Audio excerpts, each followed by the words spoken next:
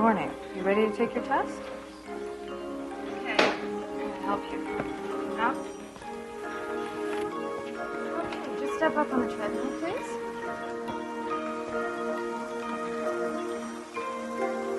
First foot. Good. Now, we're going to start out very slowly. Ready? And start. Good. That's not so hard, is it? That's very good. How about a little faster? Good work.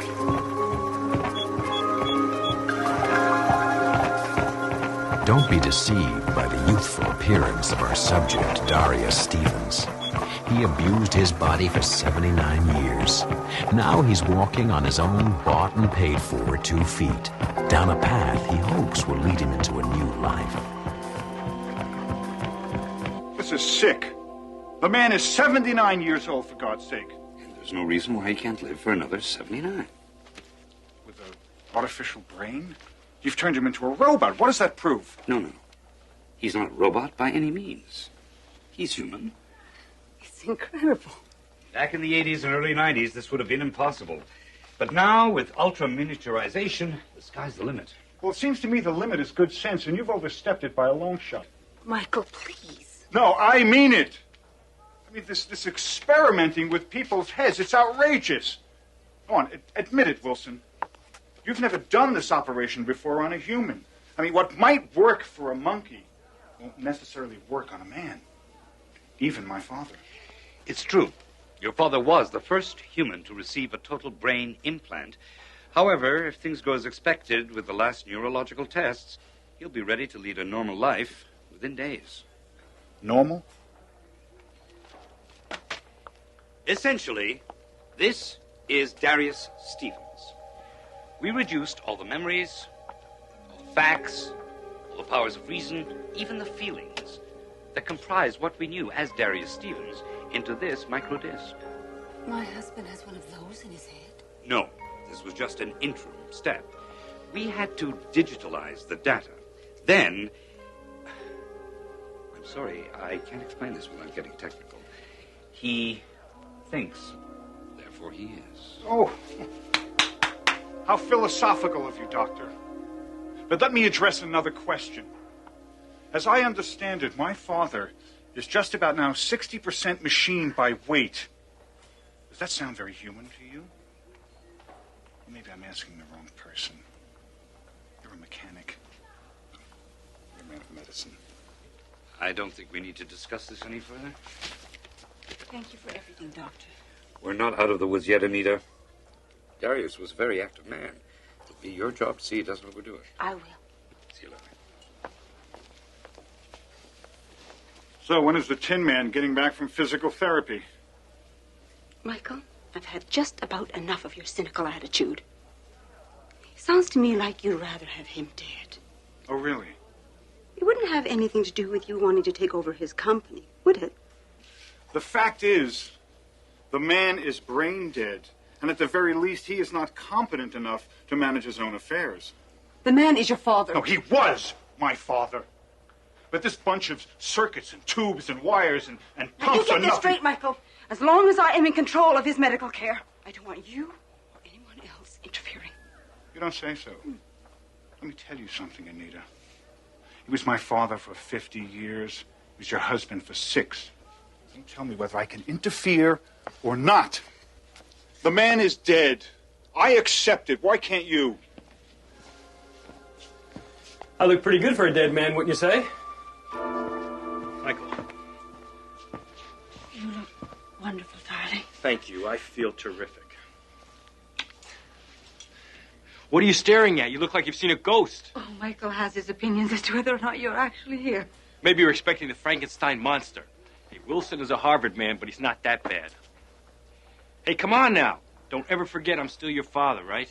You're my son. Well, I've got to be going. Stevens Incorporated can't run itself. Don't worry, Michael. I'll be back tomorrow.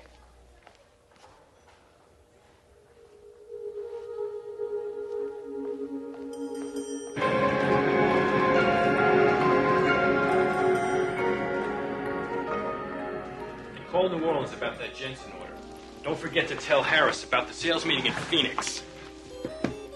And have Stein drop some projections on the Western region. I want them on my desk by the end of the day.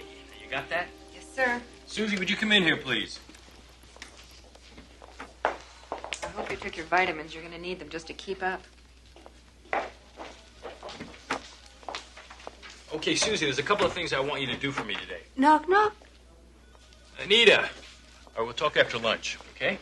Oh, I'm sorry. I didn't realize you were so busy. No problem. Just give me a second. Oh, now you've got to learn to slow down, darling. Dr. Wilson said you should ease into it. Yeah, Dr. Wilson. Well, this is business, and if you snooze, you lose. Great. Okay. Where would you like to have lunch? Well, Excuse me. I hope I'm interrupting. Michael. Larry, nice to see you. You know my wife, Anita? So what can I do for you gentlemen today? I'm here to enact the company's succession plan. What are you talking about? You can't do that unless I'm dead or sick. Now, do I look sick to you, son? Doesn't matter how you look. See, that computer looks fine, but it's neither alive or dead. It's a machine like you. I'm taking over. Like hell you are. There's nothing wrong with me. I'm more alive than I ever was. Is that why you're here, Larry? Would you smell a little blood in the water? Insulting my attorney won't do you any good. He's here for a purpose. Do it. Are you Darius Stevens? Now, that's kind of a ridiculous question, even from you, Larry.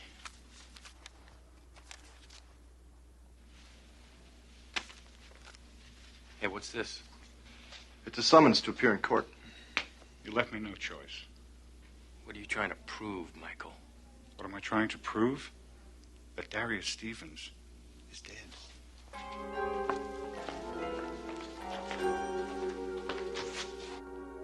This is all new territory for the law, Darius. There must have been cases before this. Some precedent must have been set by now.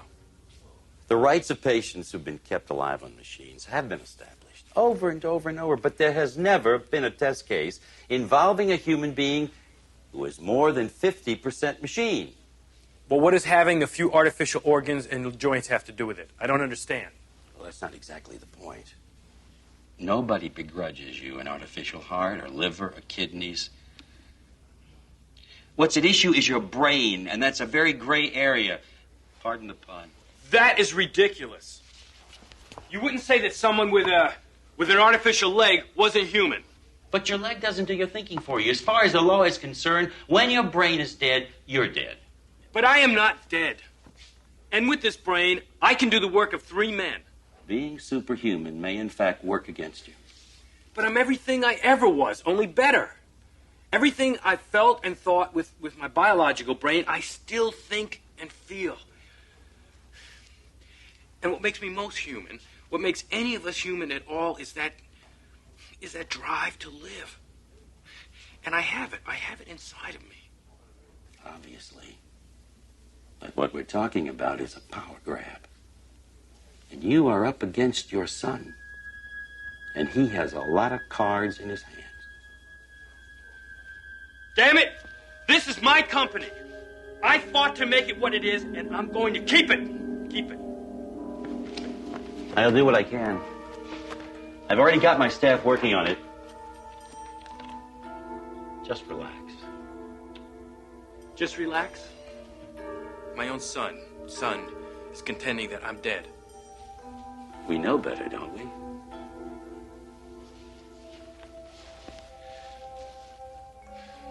Well, I'm not going to sit on my hands, Dave. I'm going to do a search for any legal precedent that is vaguely related to this. I can do it faster than your staff. Fine.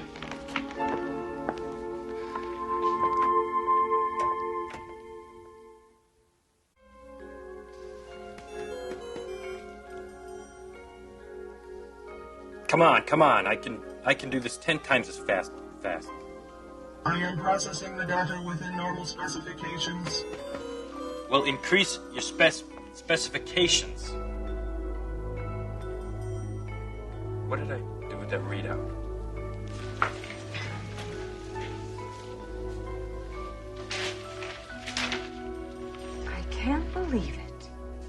Oh, hi.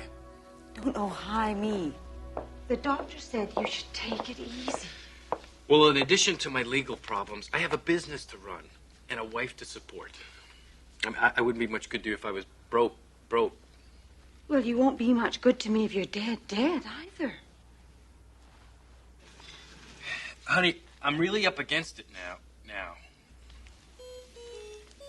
I know. I can't believe Michael would do this. Well, we have to believe it. The hearings start in a week. I'm going to need your help and understanding. I'll be pulling some long hours to get ready for this. Are you okay, darling? Yes, I'm all right. Why? It's the way you're talking. You're repeating words. I'm sorry. I didn't realize it.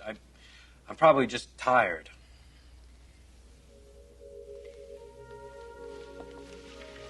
Darling, we have enough money to live on. Why don't we just turn our backs and walk away? I can't do it. It's the principle of it.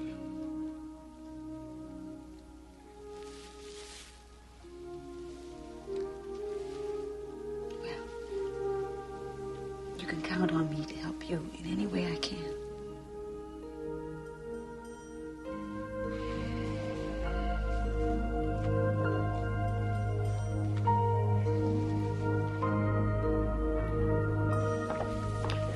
Oh, God, what a day.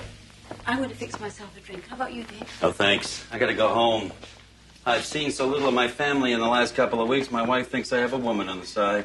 Darling, can I fix you anything? No. I was hoping we could go over the Supreme Court opinions. There's one in particular Give that me I a break. We're doing fine. Okay. Where do we go from here?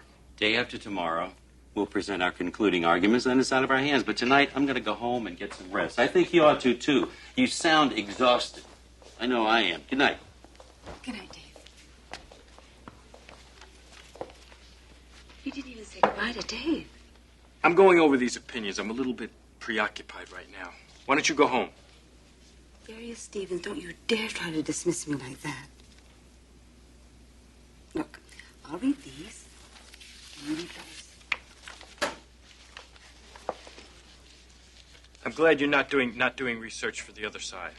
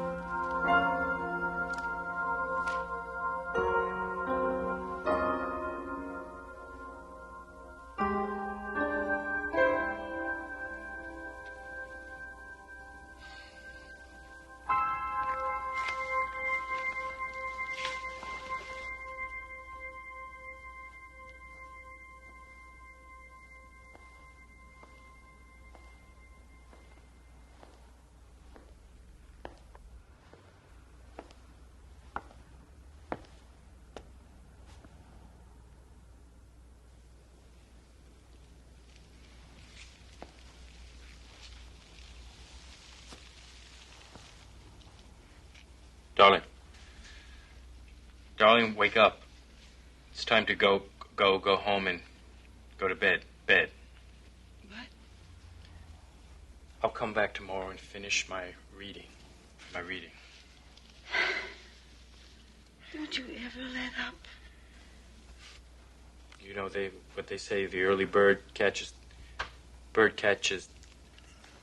The world. Are you okay? I guess I'm just tired. I think you... Bad sector. Invalid file name. I think you better call the doctor. Call the doctor. Retry bad entry. Invalid error. Retry. Bad sector.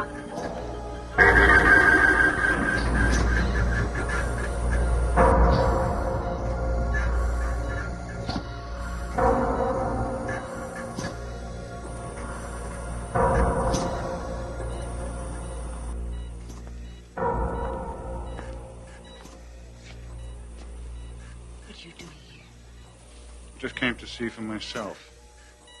My, how the mighty have fallen. I hope you're happy, Michael. Me? You did this. You and your power-grabbing attorneys. Calm down and don't take it so personally. To you, this is just business. But you're going to have to live the rest of your life with the knowledge of what you did to your own father. I didn't do this. He did it all by himself.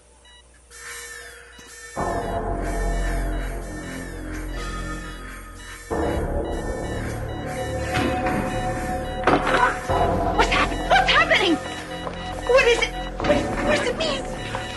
What's happening? What's happening? She just died. Doctor, we have renal failure. I knew we should have shut his kidneys down when we first came in. Power drain is just too much. Losing systolic pressure. What does that mean? Anita, Michael, wait outside. Wilson, I think I have a right to be here, and I'd like to... Outside now.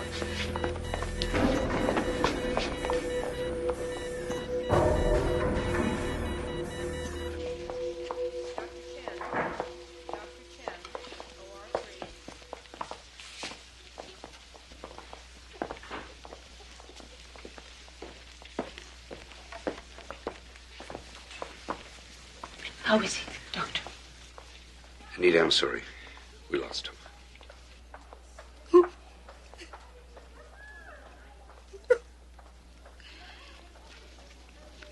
I want to be with him. Of course. Go ahead. So what finally killed the Superman? Can't explain it for sure. His CPU shut down completely. What do you suppose caused that? Whether it's overload or fatigue, I don't know for sure. Maybe we'll know more after the post-mortem. Well, Doctor, I have just one more question. Yes, Michael. This time he really is dead. Thank you. I'll make the arrangements.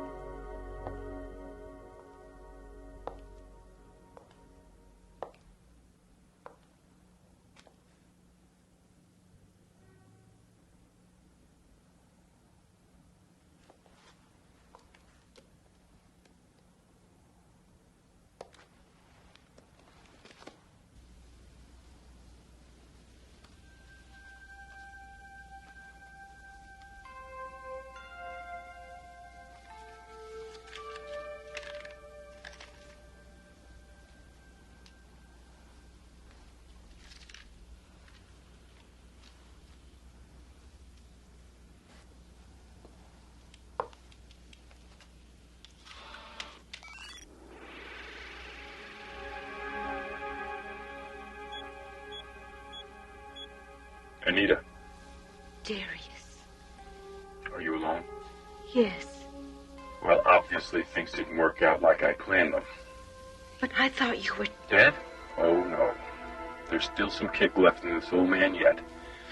Damn Wilson and his prototype anyway. I knew a Harvard man couldn't pull it off. Darius, it really is you. You're darn right. But you're going to have to be my arms and legs now. We have a real fight ahead of us, Anita. Fight? Oh, you didn't think I was going to take this lying down, did you? But are you really alive? Well, that's what we're going to have to prove, isn't it? Now, first, I want you to fill me in on everything that's happened the last few days. Then I want you to go down to the Hall of Records and bring all that information to Dave so he can compare that data with the data recorded at the hospital. Then you'll have to bring Wilson into it because he signed my death certificate.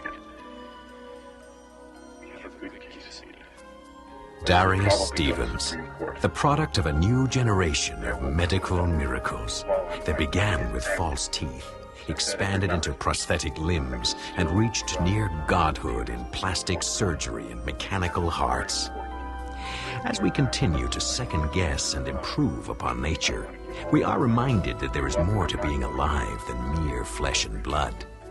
In the Twilight Zone. Helping the next man this happens to.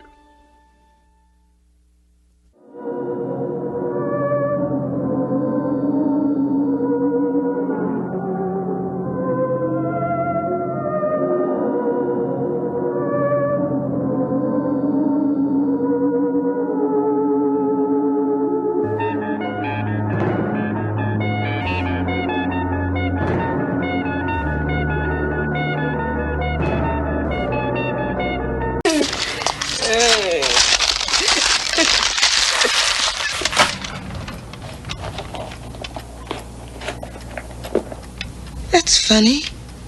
What? The trash. I could have Okay, never mind. Never mind.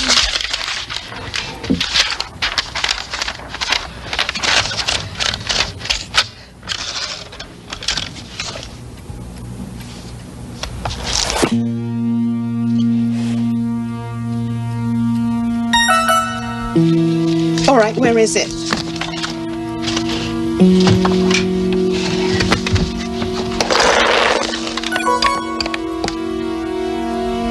My mug. Kathy? What is it now? My mug. The mug I keep my pencils in, it's gone. So is the trash. And what's this doing on my desk? It's your political science book, isn't it? I know what it is. After the last test grade, I wasn't sure.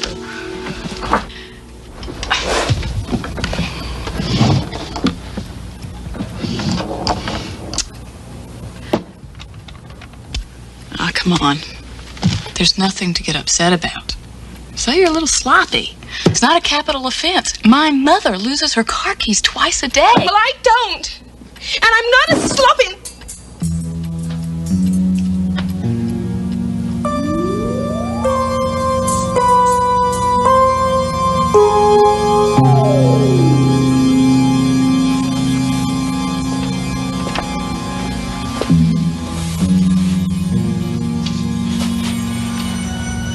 What are you doing?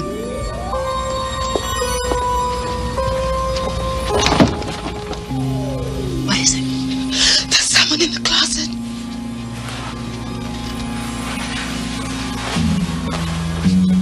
The White House burglar. Come on, Jen, give me a break. This is really getting out of hand. There's no one in the closet. Here, look for yourself.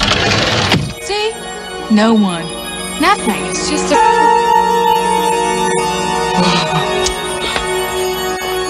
You're not Jennifer Templeton. Not me. Her. I don't believe it. Just give her the mug back and let's get out of here. Right.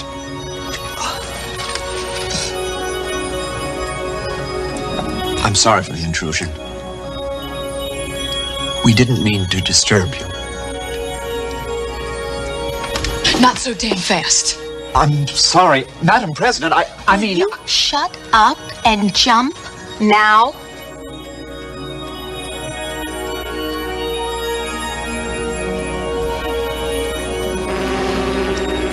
Oh, damn it.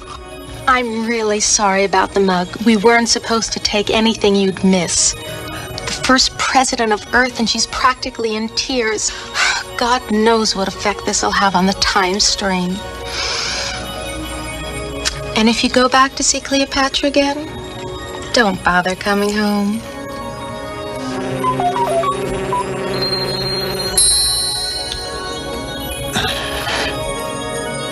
Keep your hands off that. Let him go, Kath.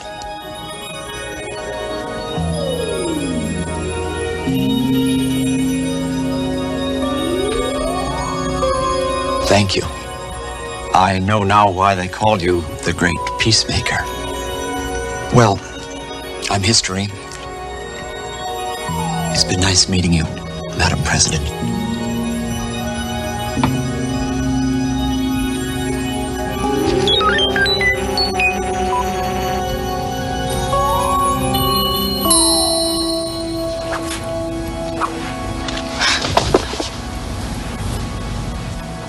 Jenny,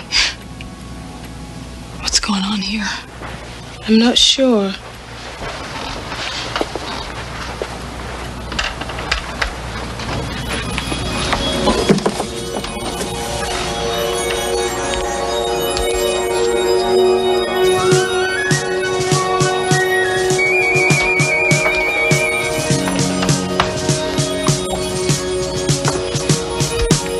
But I think I'd better quit cutting political science.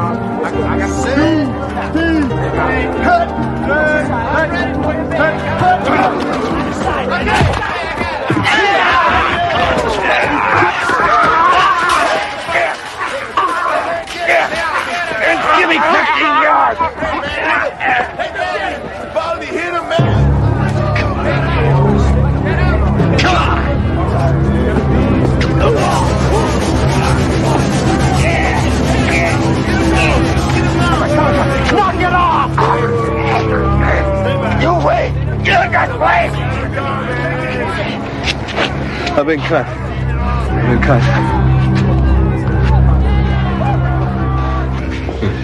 I have to watch that for infection, of course, but there's no serious muscle damage.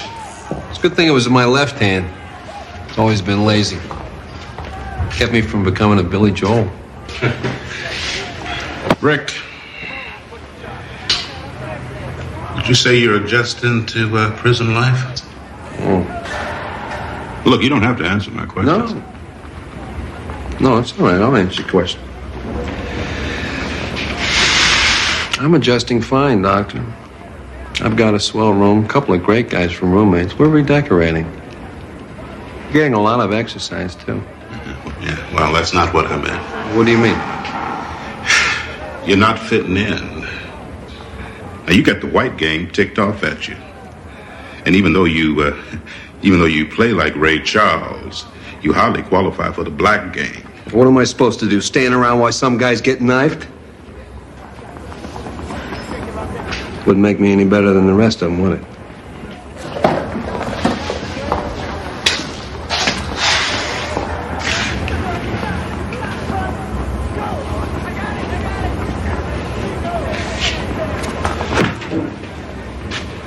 In spite of what the jury said, I didn't kill anybody.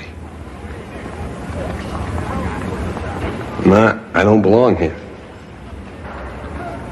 I'm not ever gonna act like I belong here either. Well, then, we're gonna be seeing a lot of each other, you and I. Then you better start sterilizing those needles. Smart move, Frost. Yourself a little flesh wound. Yourself out of heavy work detail. Wish I thought of it. Eddie, another fish. Thanks, man. Cut away.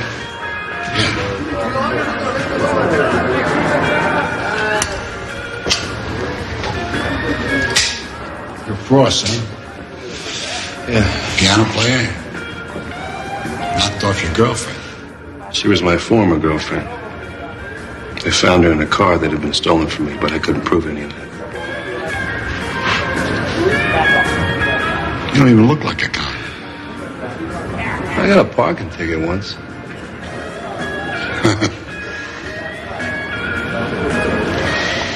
Eddie O'Hara. How you doing? All right. Now, we got a job to do. We got to line up some chairs in the chapel. Yeah. For His Eminence, the bishop, he's going to say Mass next week. Yeah. If you had a piano or something, could you play Ave Maria, something like that? Yeah, sure. Where the hell am I going to get a piano around here?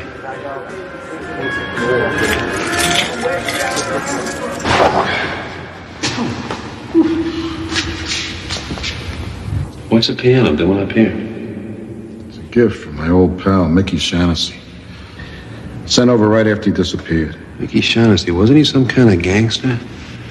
Around Dutch Schultz, Al Capone, those guys? Yeah, he was like those guys. But his territory was show business, vaudeville and bands and clubs. The Shamrock Club was his. He was a music lover, now. He may have sent this piano over so the guys could gather around it and sing. Huh. Didn't get much use, did it? Eddie! Yeah, I'll be right with you. Talk to Max. Maybe we get this thing moved to the chapel. Yeah, okay.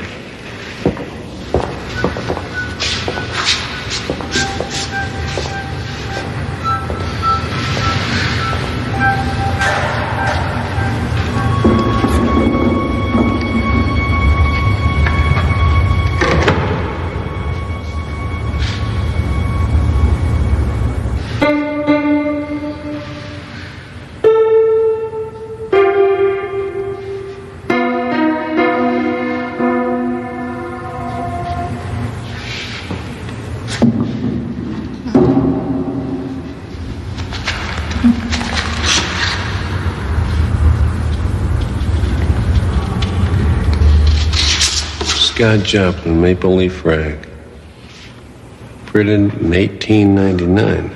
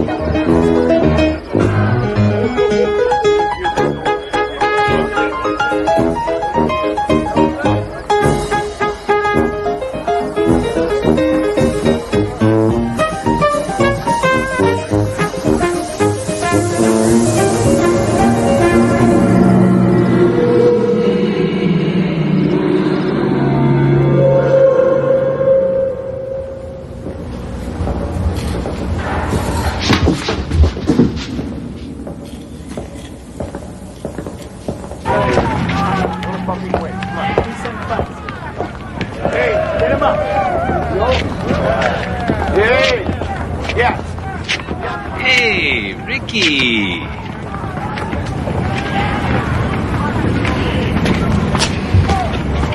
Why don't you come play some ball with us? Sorry, bad hand.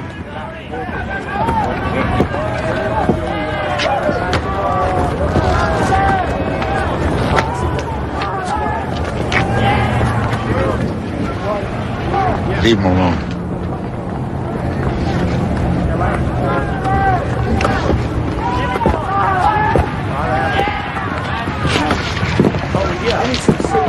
Thanks, I guess I owe you one. Yeah, I guess so. Eddie, you've been in here a long time, right? Well, if you call 50 years a long time. How do you get him to leave you alone? I believe in the 11th commandment. Do unto others as you would have them do unto you. But do it unto them first. It's a hell of a way to live. Yeah, but you live. I was a rough kid, traveled with a rough crowd. I almost got myself into big trouble. But I'll tell you something. I didn't kill that guy. Mickey framed me. Shaughnessy was your old pal. Yeah, he was. That was a long time ago. We had a problem. We were both in love with the same girl. Mickey said he'd make her a star. He even played piano for her when she sang in his clubs. So he decided to eliminate the competition, right? Listen, where'd you disappear to yesterday? Max and I were looking all over for you. I'll tell you, Eddie, as soon as I figure it out myself. You do that. Remember, you owe me. Yeah. I don't know.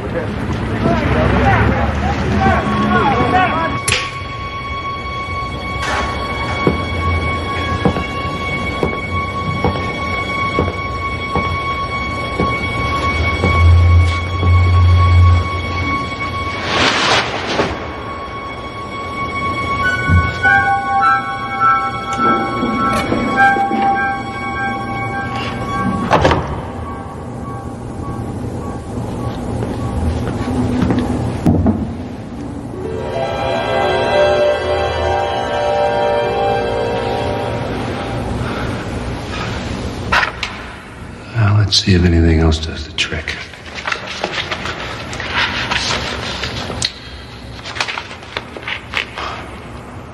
Over there, George M. Cohen.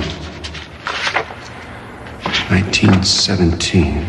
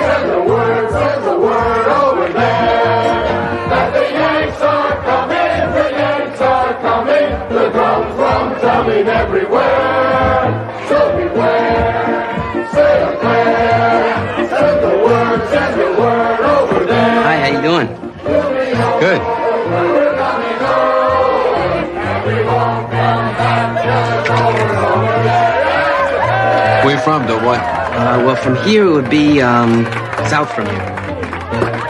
Arkansas, Texas? 103rd Street.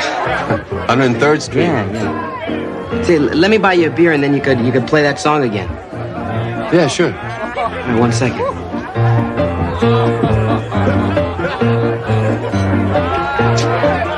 Thank you. Sure.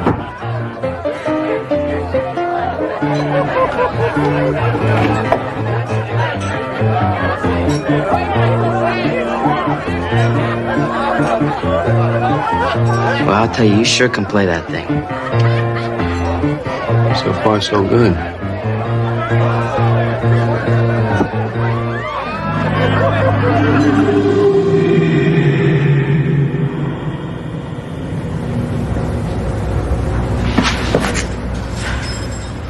Damn it!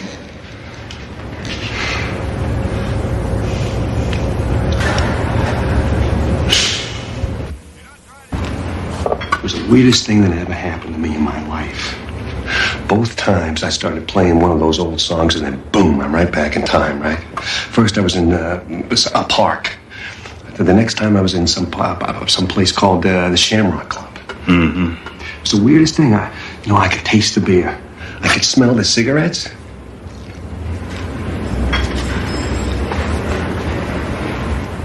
You think I'm nuts, don't you? Maybe. You know, I keep thinking that if I could just pick the right music and the right year, I could stay there.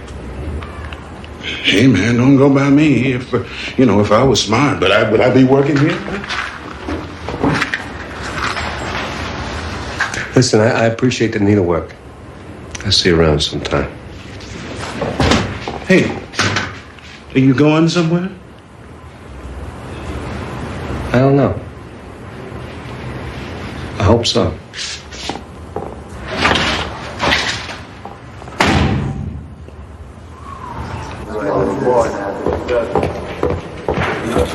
Hey, Max, you seen Eddie? Hey, I got enough problems taking care of everybody else. Just tell him I'm looking for him, all right? Okay, let's do it. Good idea. You know, you never let me give you a real state panel welcome, Ricky. My only problem is deciding whether to kill you right now or just cripple you. You think you might be grateful to me if I let you live? Card's coming. Later, Ricky. Don't leave town.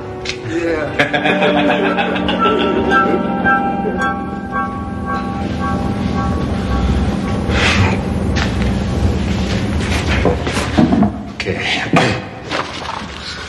See, way to be good. No, it's shaking the blues away. Shaking the blues away. No, it's there's someone to watch over me. 1928. That's good. Calvin Coolidge, Flappers, bathtub gin. That's great. Don't worry about Thompson. He's got the brain of a houseplant. How would you want? I got this crazy idea. I don't know if it's going to work or not. What would you give to see Mickey Shaughnessy face to face again? To see me? Yeah. I'd be willing to spend a year in hell. Why? Put your hands on the piano. Do what? Put your hands on the piano. Here. Look, here. Look. The Shamrock Club? Yeah. The Shaughnessy's place. Yeah. But these look new. I know they're new because I was there yesterday, the Shamrock Club in Chicago. Now look, if I got this thing figured out right, all I gotta do is play the right tune, and you and I can be back in Chicago in 1928. 1928? Ed, put your hands on the piano, it won't work. Hey, look, kid, I don't know what the hell you're talking about. But when you've been in a slammer for 50 years, you don't believe in magic anymore. I have to do this, Eddie. So go ahead and do it. Be my guest.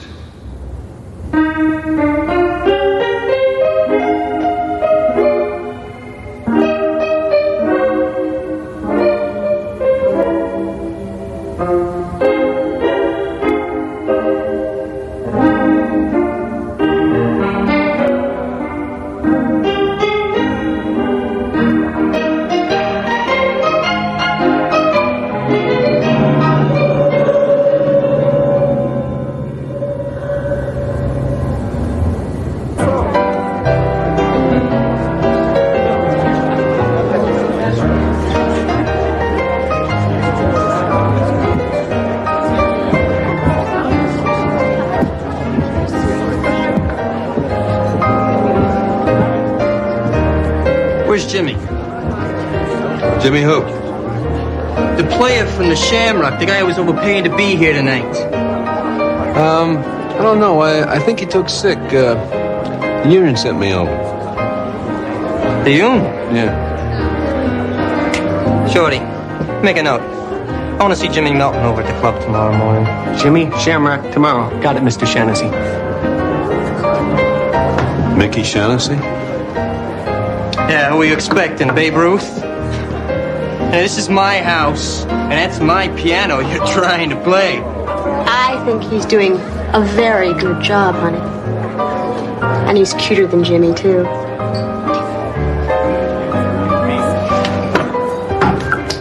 Damn it. Shorty! Mom wanted to want you to get me one of them classy new pianos. What do you call them? Grand piano. From the club. And I want you to just get rid of this old cat house number. Sure thing. What do you want me to do with it?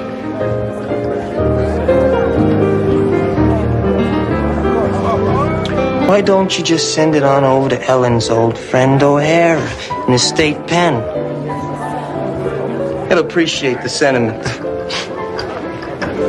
Now, I'm gonna give you one more chance, buddy. I want to see some people dancing. So why don't you play that new Gershwin thing? It's wonderful. Could you hum a few bars? I'm not sure if I know that one. The song of the year, and you don't know it? No.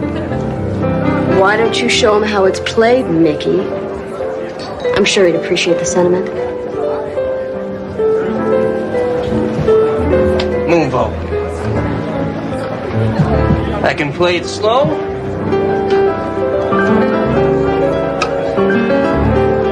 Or a little bit more up-tempo.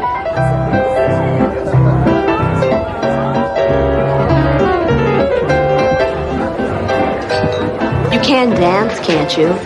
Yeah, sure. Don't worry about Mickey.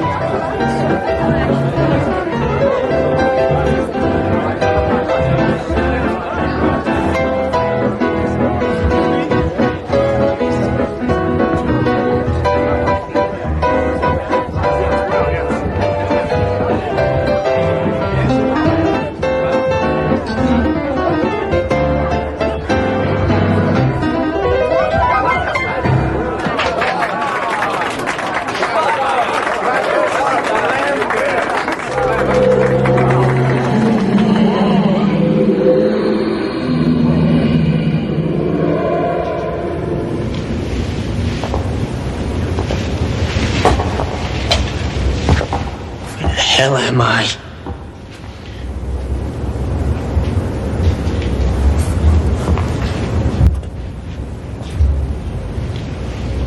Mickey Shaughnessy? Who are you? Do I know you? Don't you recognize me, Mickey? Eddie O'Hara. Your old pal. Eddie O'Hara. Where am I?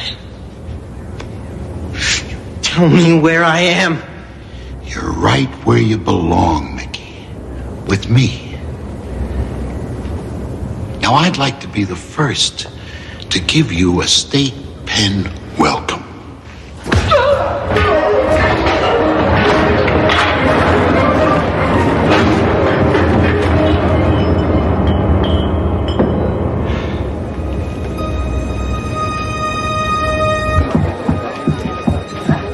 You know where Mickey went? Yeah, I do. He went outside. He said he'd be gone for quite a while. Oh, well, that wouldn't be the first time.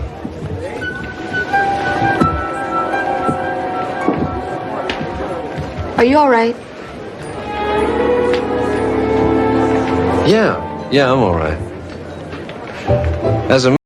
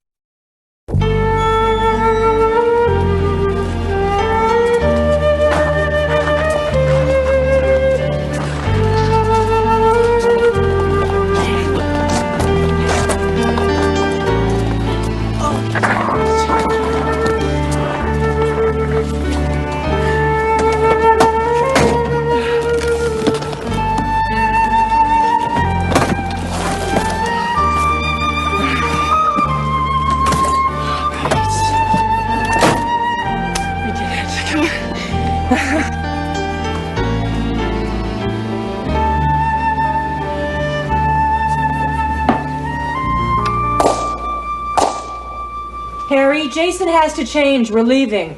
Just 5 more minutes and bring down a cold beer, will you? Harry, you've had 2 already. I can count, Sally. Just bring down the beer.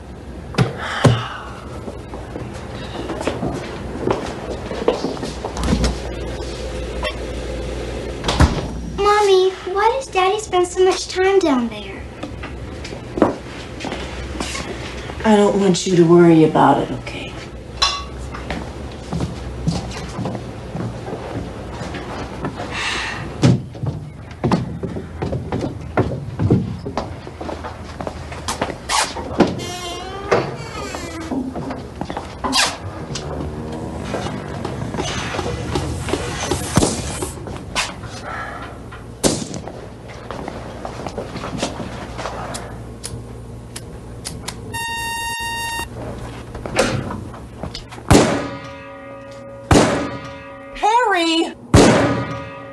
You're still too high. Relax.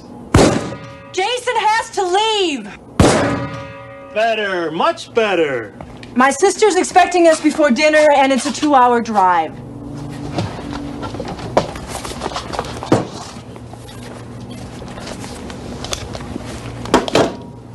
Better hurry, kiddo.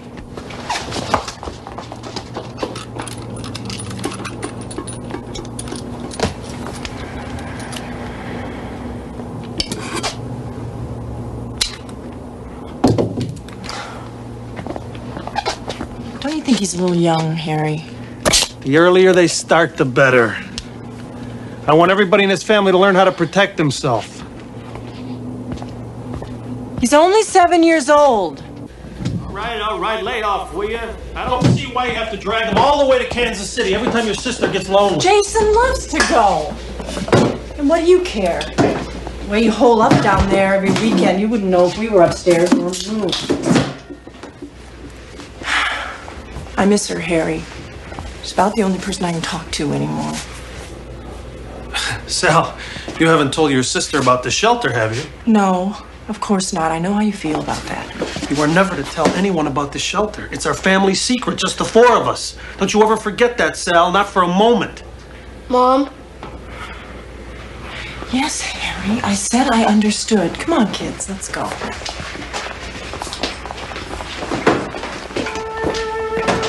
You coming by with the receipts later? He said around 6:30. Why don't you take him hunting this weekend like you used to? Yeah, I just might at that.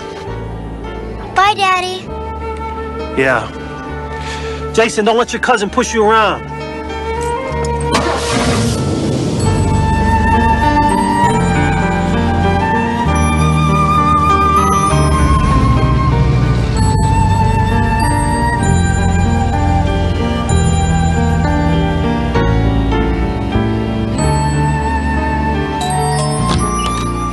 Sorry I'm late.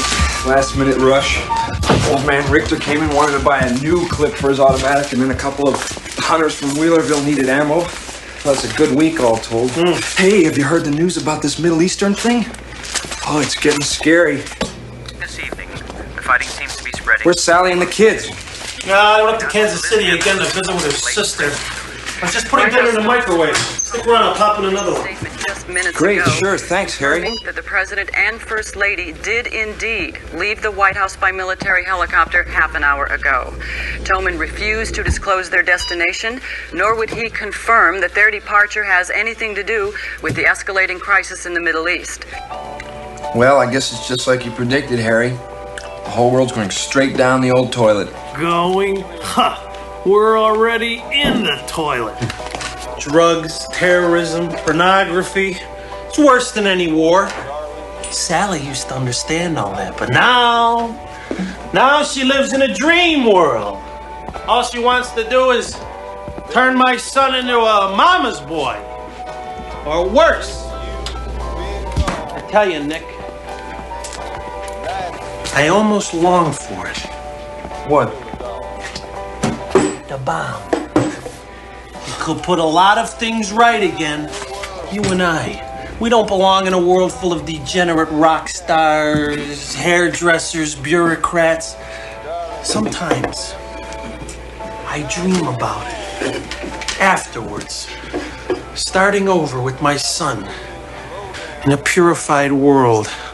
In a world with all the scum burned off of it, with everything basic and simple. I don't know, Harry.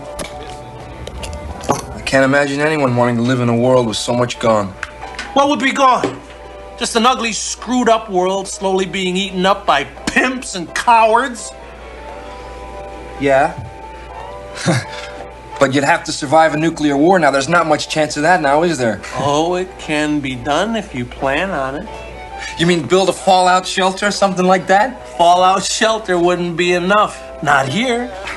Dunston's only 4.5 miles from Wakefield Air Base, a prime target. Any shelter'd have to be deep and blast-proof. Sure. Nick, we've known each other since high school. You've been working in my gun store for 10 years. Hell, you're practically a part of the family. I think you deserve to be let in on a little family secret. The door's lined with lead.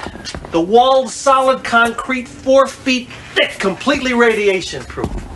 These gauges give me outside temperature and humidity. That one monitors surface radiation.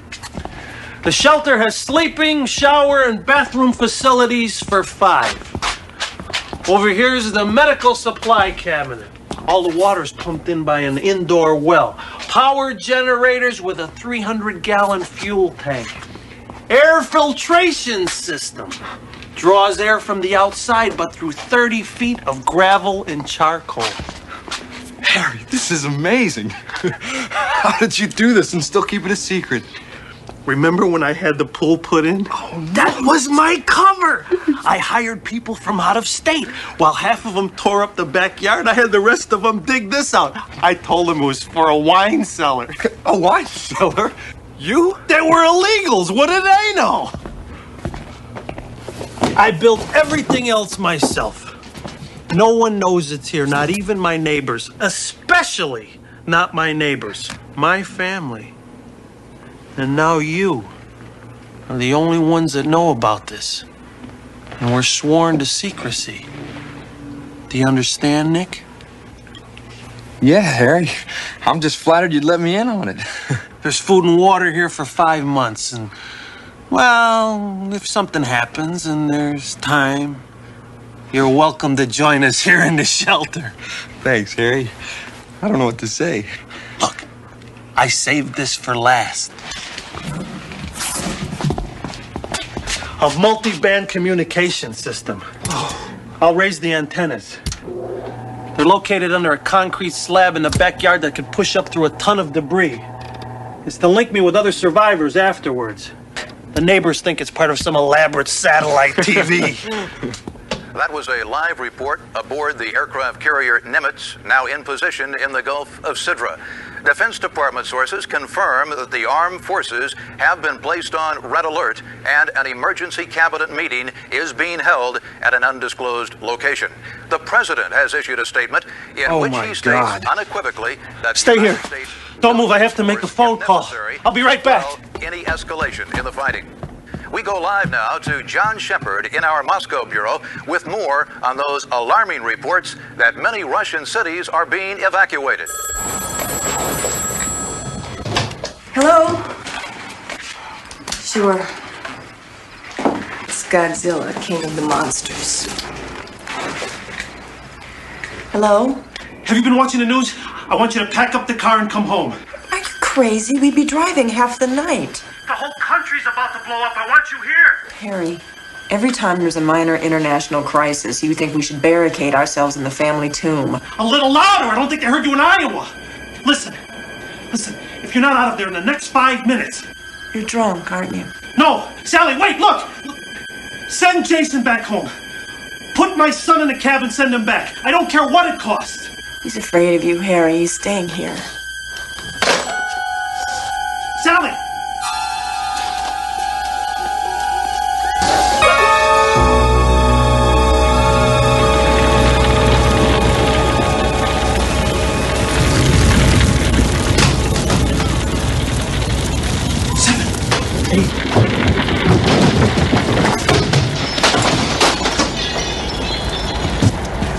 16! 17!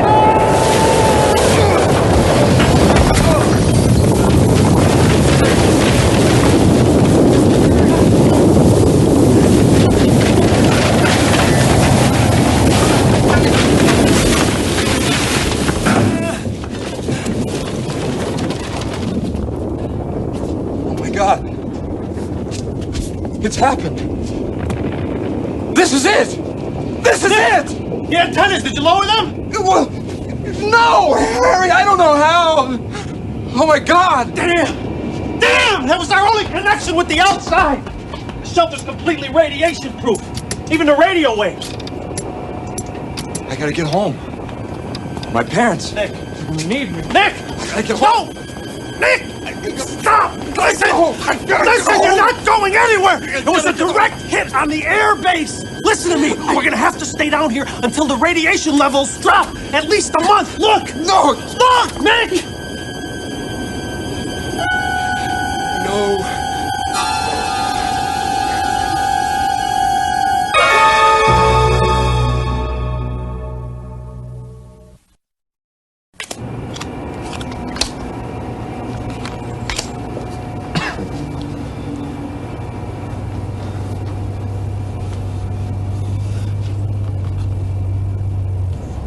Hey, Harry! There's someone up there! Someone's coming to rescue us! Don't be ridiculous. Look at the radiation level outside. It's the walking dead up there. Survivors looking for food and water. You better pray that they don't find us. And I'm ready for them if they do.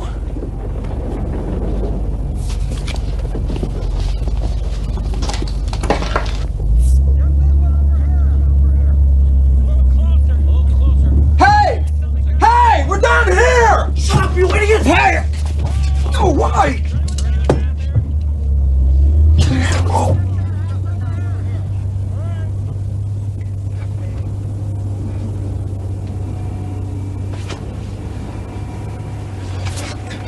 What the heck did you do that for, Harry? They could have saved us. They could have been anybody. They were scavengers, not rescuers. If you'd have let them know we were here, they would have busted that door down and taken our food and killed us. Or we would have had to kill them. Don't you understand anything, damn it? Don't you understand anything?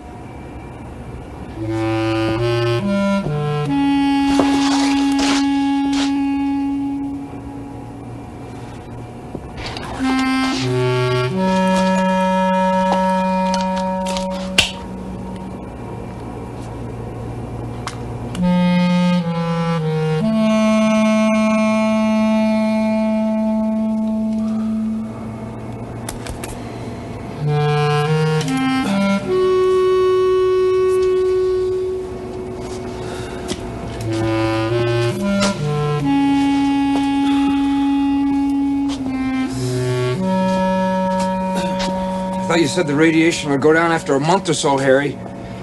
It's been 3 months and it still looks the same.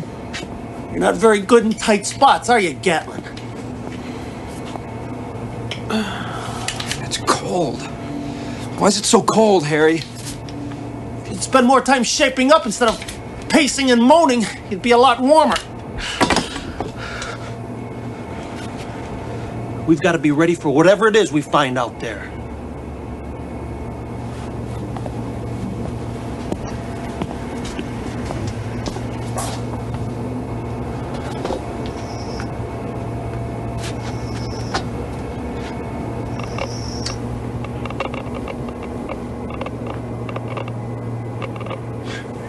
"10 months and the radiation is just as high.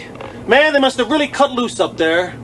Kansas City, Topeka, LA, Paris, Moscow, all gone. No wonder we don't hear any more noises. Must be like trying to live in a microwave oven. Your parents, my son, all dead. In a war like this, they didn't have a chance." You know, Harry, deep down inside, I don't even think you give a damn. You love all this. Gatland, you haven't got the guts or will to survive. I'm sorry I didn't realize that before I asked you in. What the hell is the point of surviving in a dead world? A better world, you'll see. I doubt it. You come to hate everything eventually, Harry. I don't even know why I'm trying to stay alive. That's simple. You're afraid to die. You've always been afraid of everything. I should have known better. For years, I gave you work. I took you on hunting trips. I tried to make a man out of you. It's not possible. You're right. You're right. And now all I have to do is to find the guts to choose how I want to die and who I want to die with. You're not doing anything. You're hysterical, Gatland. And I've had as much of your whining as I can take.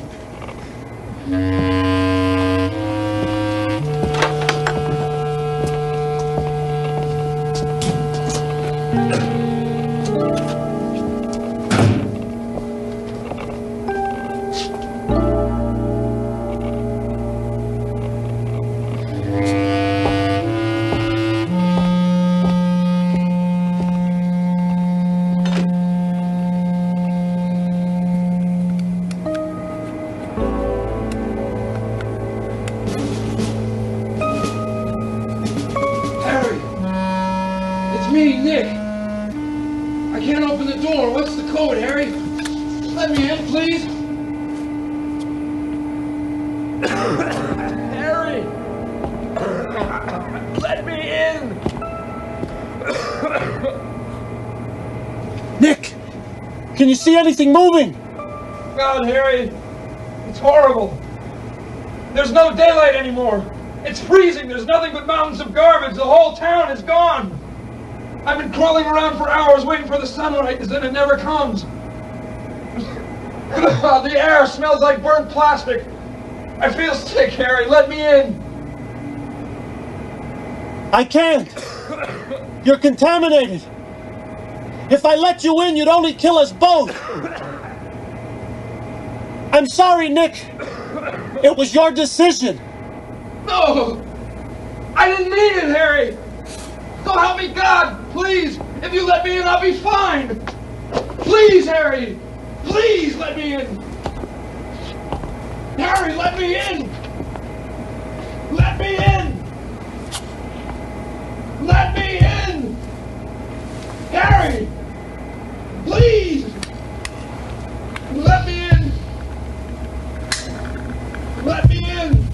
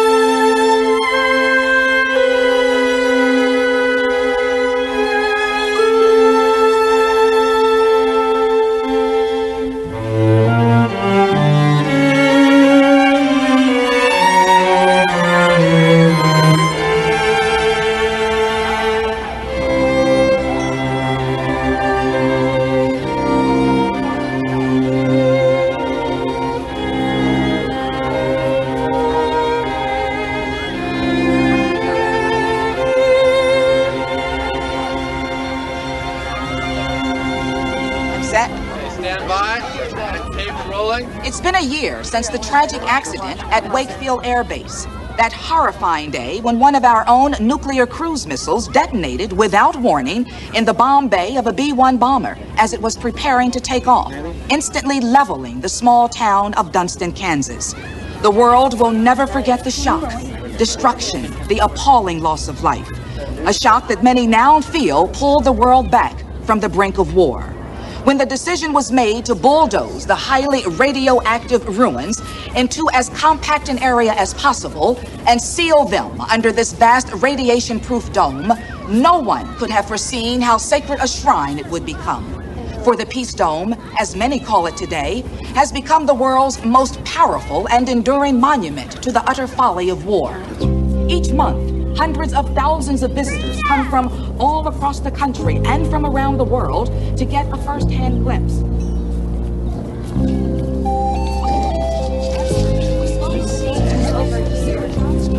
Mommy, is that where Daddy's buried? Yes, dear, that's where Daddy is buried.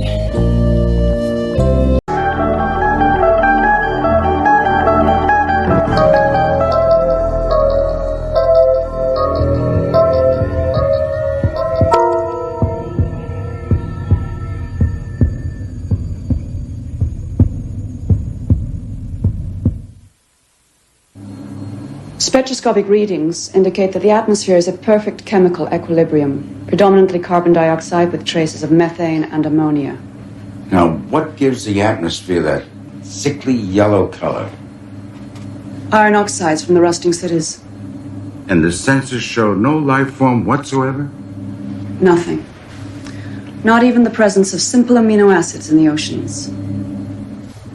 The last reconnaissance was right. It's a dead world. There was a name for this one in one of the old languages, wasn't there, Professor? Yes. It's Earth. They called it Earth.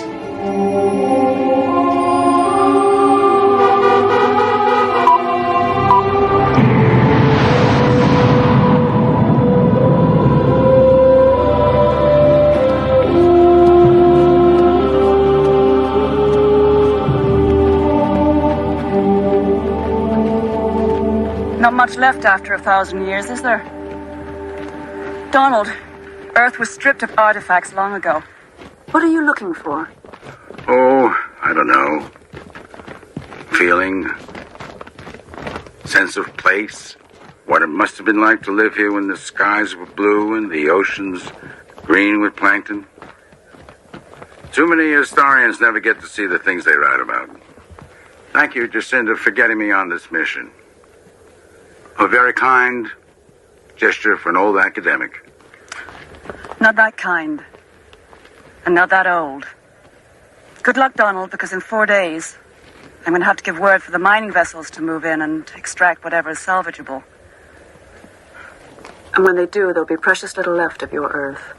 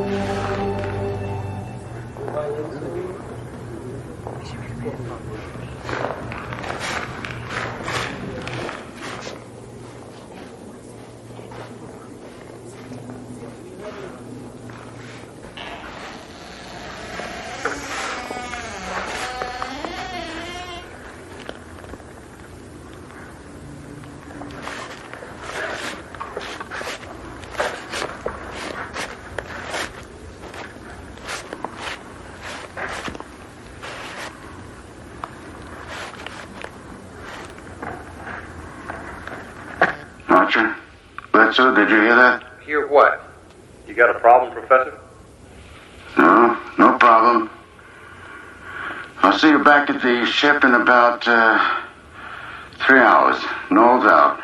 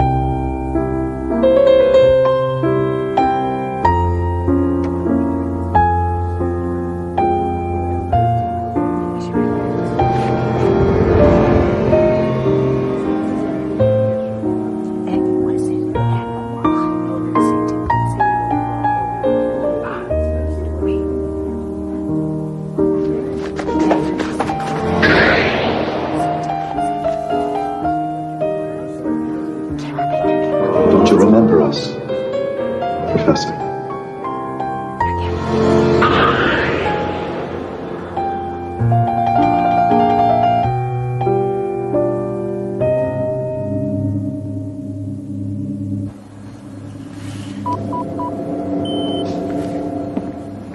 Donald, you're up late.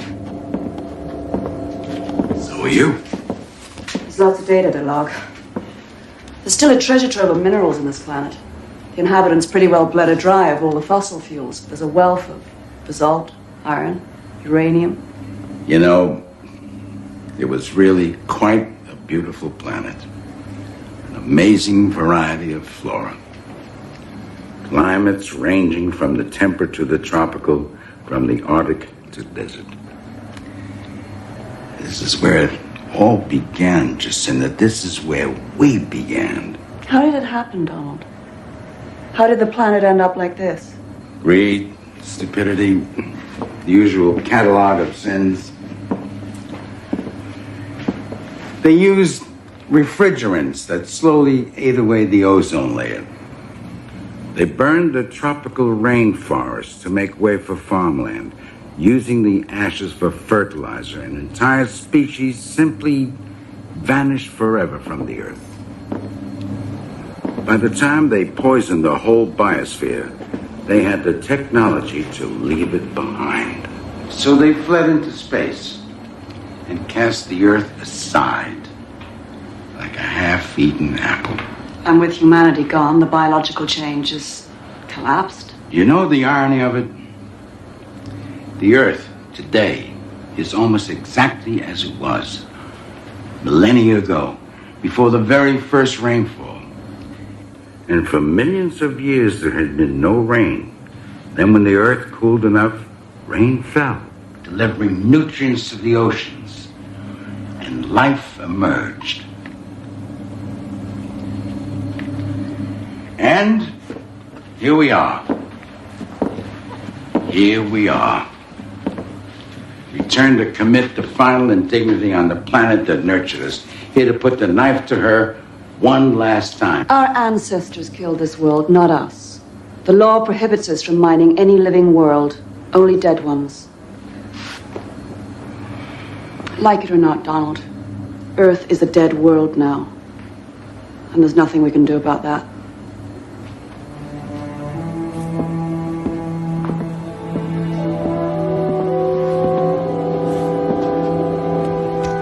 Except, I suppose, be grateful that we finally learned our lesson.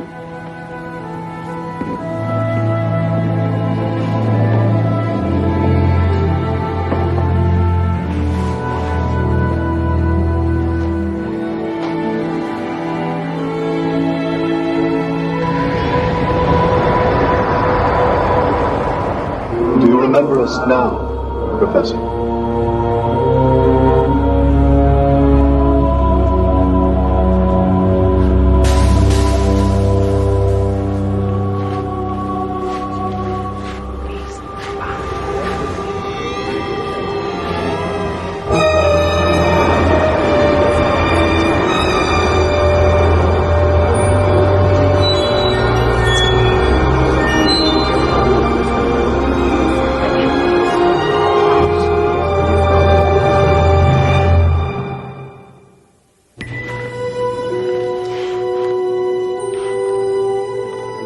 won't be needing your helmet anymore, Professor. The air is breathable.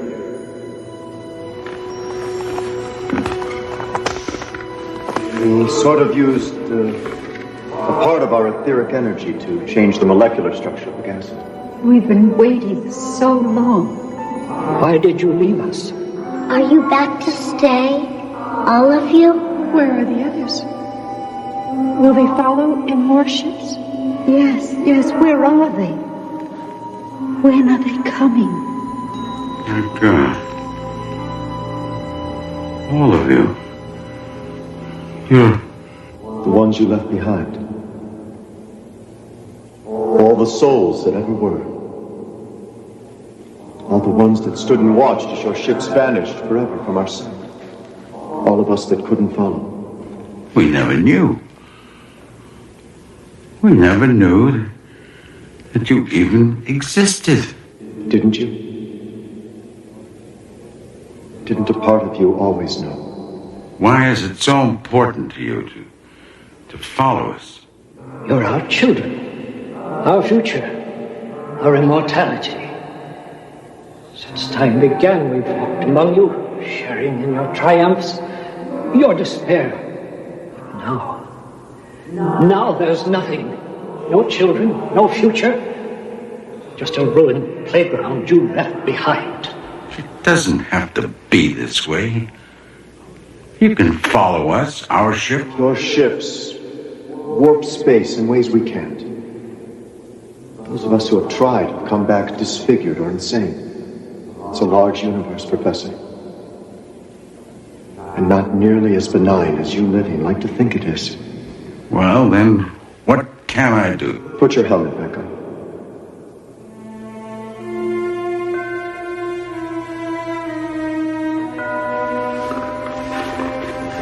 I know why you're here.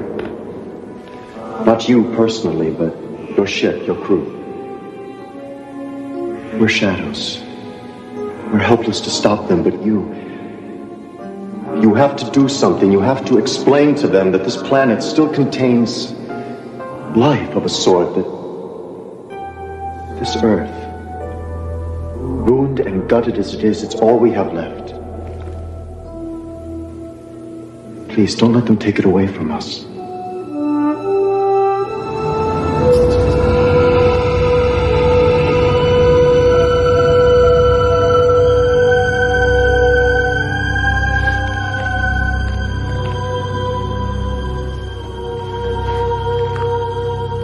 Donald, you can't be serious. Do you know what Archer and Bledsoe would say if they could hear you? All I'm asking is for you to keep an open mind. Now, give me a chance and I'll prove it to you. Prove to me that Earth is some sort of haunted planet? How?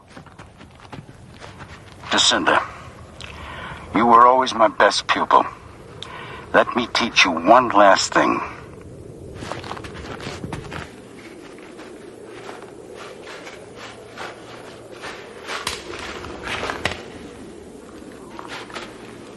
Hello? I brought someone. Someone who can help. Please. Let us see you. Please. It's all right.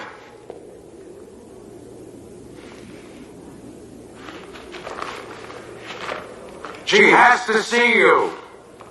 She has to know. Donald. For God's sake, she can help. Why are you doing this? Please. Let us see you. Donald, that's enough. Don't. Damn you! Show yourself! Donald!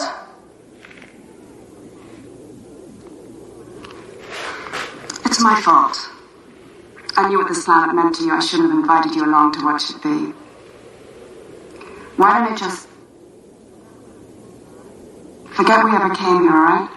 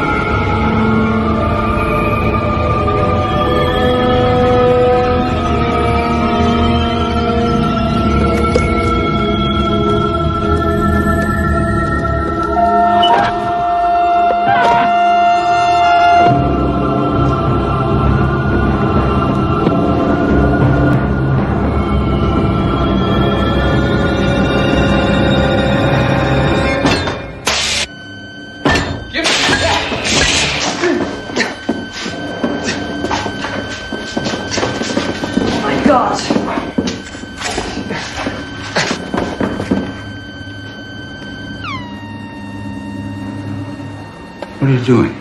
What are we doing? What were you doing? Oh, Donald, how could you do this to us? To all of us? I swear.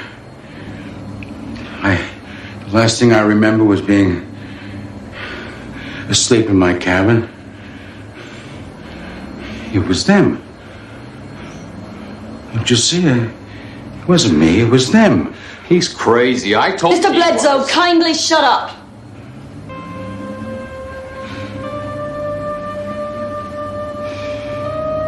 Mr. Archer, please assess the damage to the sensor web and then raise Central on subspace. Tell them we'll be returning Dr. Knowles to Outpost 12. Medical emergency. We'll also be staying over for repairs and then we'll be back to finish our assignment.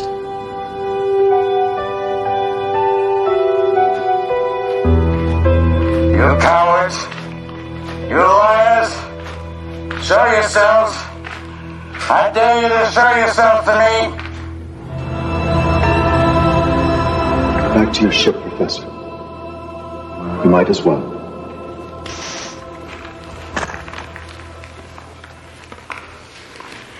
Because if I don't, you just take over my body and make me go, won't you? That's right. You wanted me to make a fool of myself. You wanted me to be shipped back to civilization. And you'd come with me, wouldn't you? Please understand, Professor, there's no other way. We can't travel through warp space in this form, but in yours, that's a different matter. You can serve as a beacon to the others, showing them the way. And me? What happens to me, my body, when you're done with it? I'm not sure. I have to merge myself fully with your body in order to weather the journey. I'll try to leave it once we get there, but... You don't know if you can. Please try to understand. All we want is to reclaim our future. Your future? You don't deserve a future. Any of you. We may have fled the Earth once it became uninhabitable. But you were the ones who made it that way. You could have saved it. You could have done something, every one of you. But you didn't. Did you? How many of you thought you'd be on one of those spaceships fleeing the dying Earth? How many of you thought you'd escaped, but died before you could? What you say may be true, but it's over and done with long ago. There's nothing we can do about it now. Isn't there? You changed the air in this building from methane to oxygen, from poisonous to breathable. That's a different matter. This is a small, controllable environment. We're talking about a planetary scale. And even if we could, we might lose our consciousness, our awareness. Like you propose to do to me. Cowards. You're still the same cowards who let this planet die, aren't you? Go ahead. Take my body, my life. Save yourselves. At least, I'll know that when my time comes, I can die with a hell of a lot more courage and dignity than you.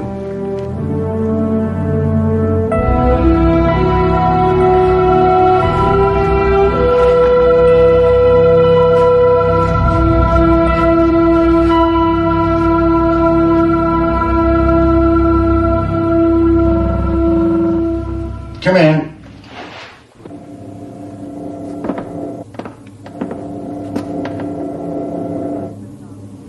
We're about to lift off.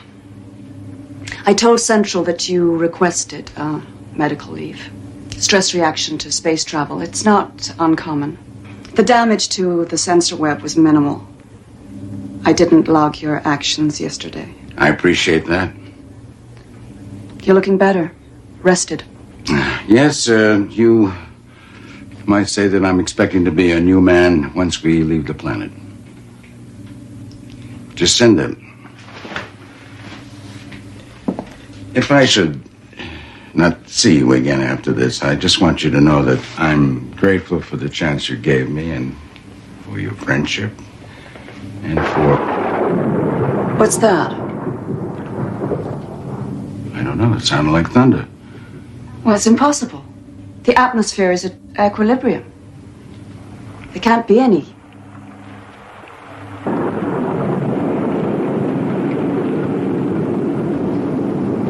It's raining. It can't be.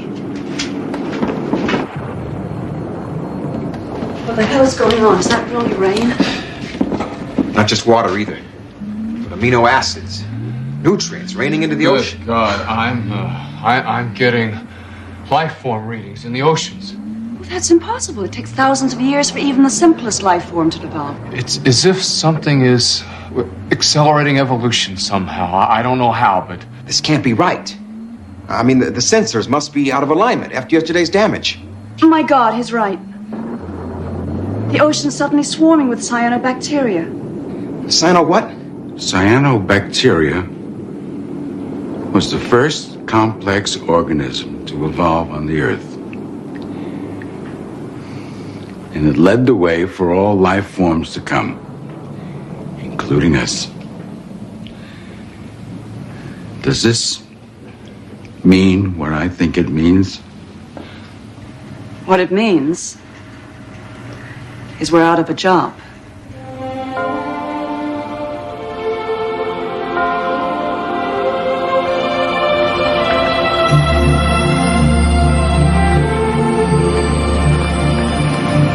I don't know if you can hear me anymore. Maybe you can't. But we'll be back. I promise. Someday we'll be back.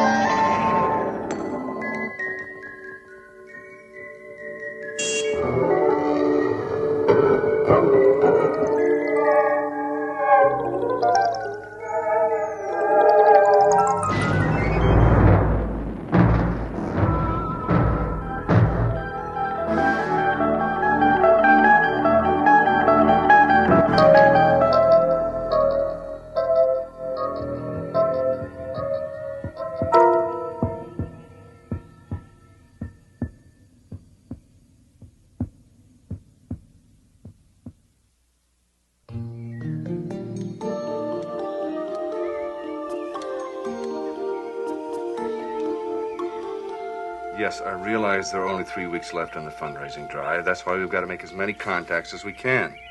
Uh-huh. Well, did you talk to him? Yeah? Jerry, everybody's tired. But we're too close to our goal to slow down now. Right. Yeah, I understand that, but... Well, look, all I ask is that you try, okay? All right, thanks. Bye. There dwells within this parish a modern-day apostle and master builder who lists among his tools of trade a Bible, a rosary, and a calculator. His name, Father Mark Cassidy. Age, 42. A fair and noble man who's about to discover one of his accounts is still open. That account is labeled Guilt, and it's concealed in a ledger stored in the Twilight Zone.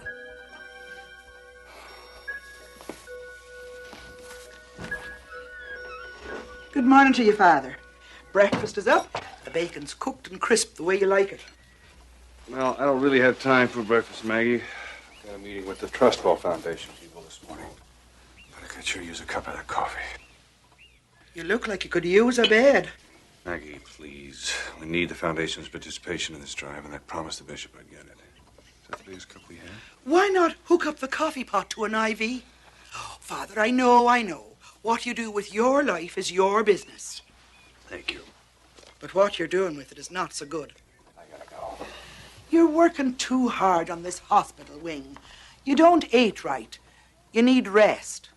Keep it up, and I'll bet you 2 bones and a cup of milk you'll be the first person needing a bed when it finally opens. It's a children's wing, Maggie. They won't admit me. And I think you're worse than a child when it comes to taking care of your health.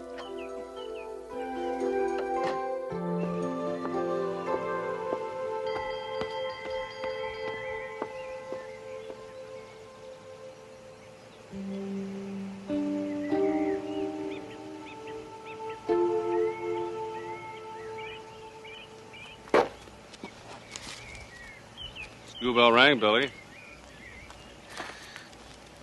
Well, at least go in out of breath to show you made an effort.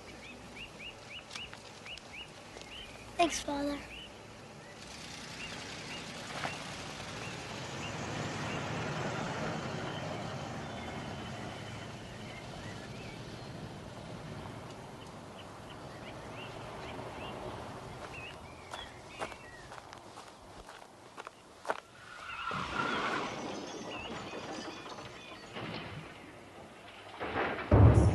Maggie, call 911.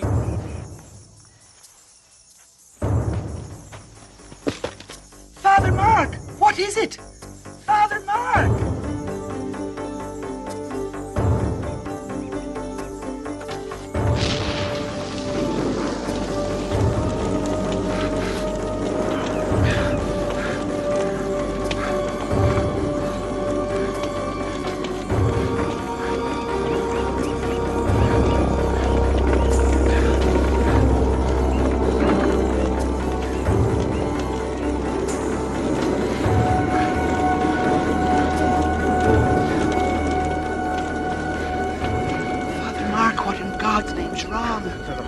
Go back. There's been an accident. Call for help. Call for...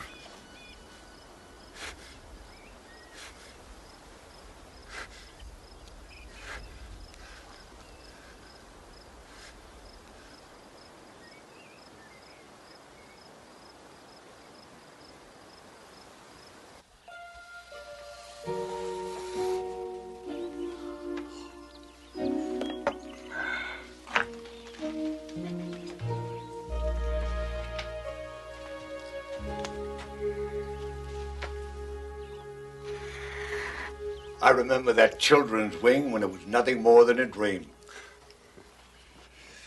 Monsignor Perot. It's good to see you, as always. I look forward to these monthly visits. Gets me out of the city. It makes me feel vital. Oh, do you mind? No, please. How's the bishop? Delirious. We don't know what you said to the Trustwell Foundation yesterday, but they've been calling all morning, asking, no, demanding, to know what they can do to participate in the building of the hospital wing. Mark, I think we're going to reach our goals sooner than we think. Are you okay? Oh, yes. I guess it's just the shock of all this coming to an end. Well, maybe not too soon. Mrs. Dugan cornered me on the way in. She thinks you've been working too hard. Perfectly all right. I work hard, sure, but so do you. Oh, I know I do, but I also enjoy my time off. Mark, in the 20 years I've known you, I've yet to see you take a vacation. There was just too much to be done around here. I know. And if it wasn't for you, St. Timothy's would have closed its doors years ago. But you need a break, and I want you to take one. Monsignor,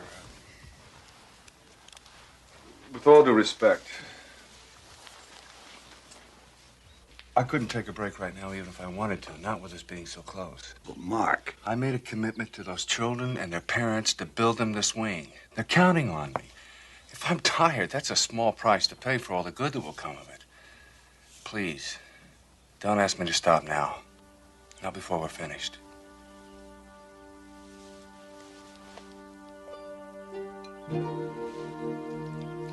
And Father Damien looked at the leper as though he were his brother. And he took the pipe from the leper's mouth and he put it in his own. Oh, gross. Well, it sounds awful, I know, but with that one selfless act, Father Damien gave the leper something very precious. He gave him dignity. Now, I'm not suggesting that you go out in the world and help lepers.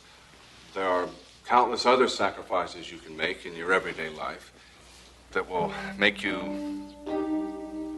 equally worthy in the eyes of the Lord. Father Mark? I'll be right back.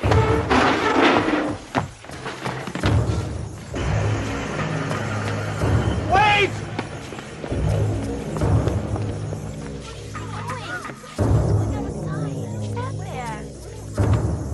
What's he running after?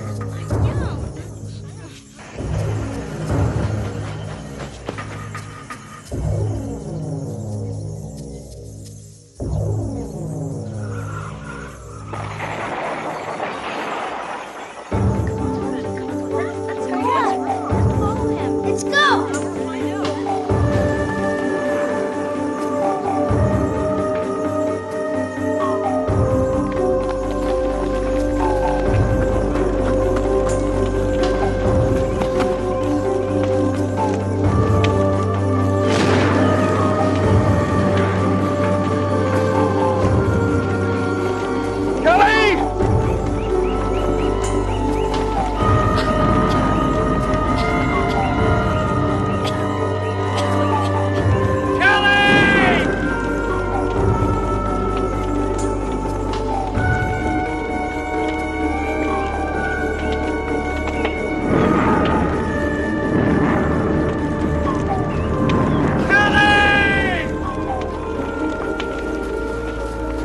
Father Mark! Don't just stand there, get help! Can't you see? Can't you see?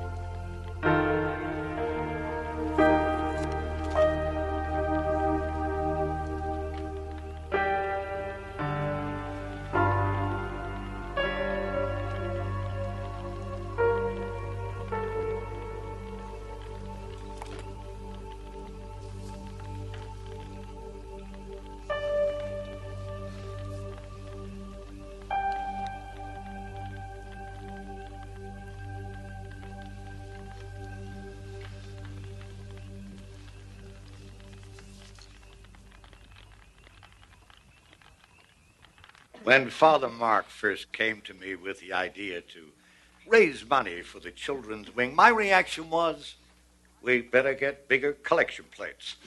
$2 million. I confess I had my doubts. But fortunately for all of us, he didn't. Father Mark, it is due to your undying faith and selfless devotion to the children of this community, to all of the people, that we finally reached our goal.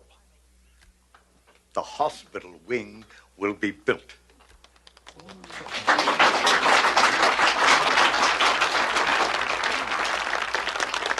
And I'm happy to announce that from this day forward, it will be known as the Father Mark Cassidy Children's Wing.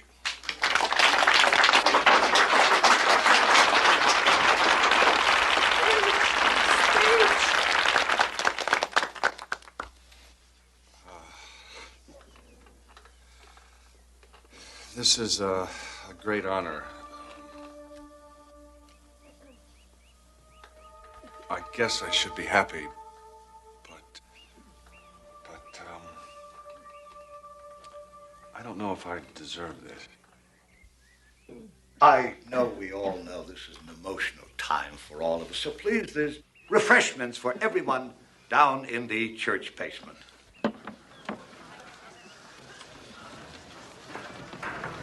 Mark.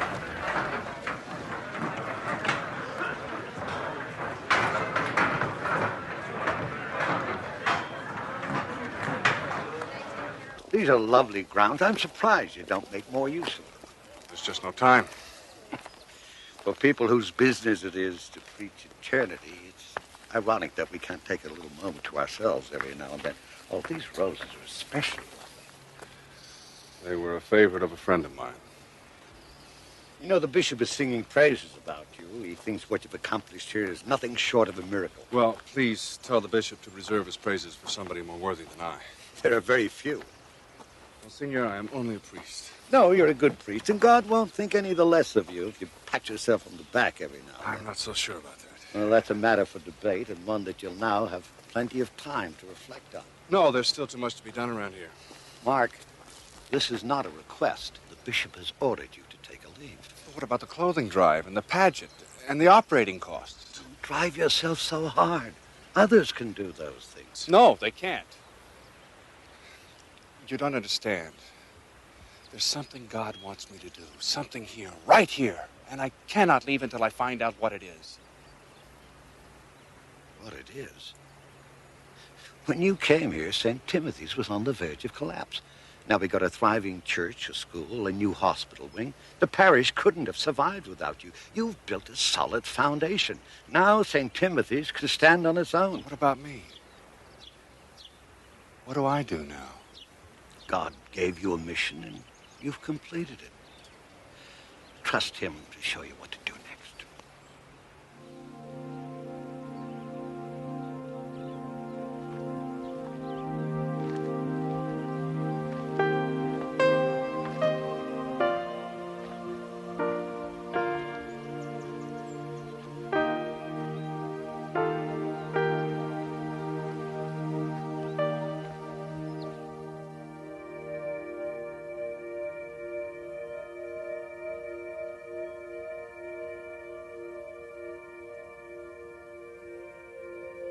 What do you want me to do? I live with Kelly's death every day. I keep hearing her crying, begging, Mark, help me. It was so senseless. Why her? Why wasn't she thrown from the car instead of me? How could you let it happen to her? It wasn't fair. I was the coward. I saw the flames, and I was afraid. I could have saved her. I know I could have saved her, but I was afraid. I didn't want to die, so I ran.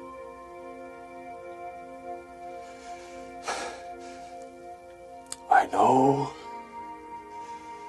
I'm not worthy of your forgiveness, but I ask your mercy. Haven't I atoned enough for what I did? Please, I cannot go on like this. Tell me, why is this happening?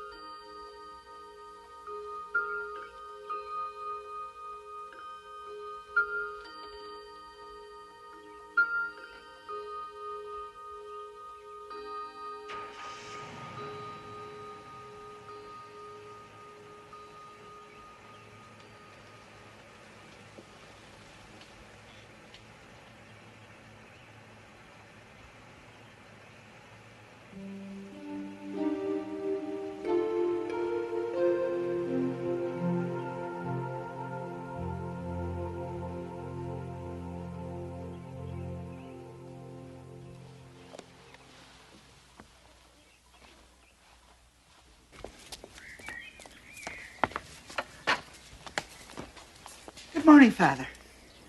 Yes, it is. You're looking extremely well this morning, Father.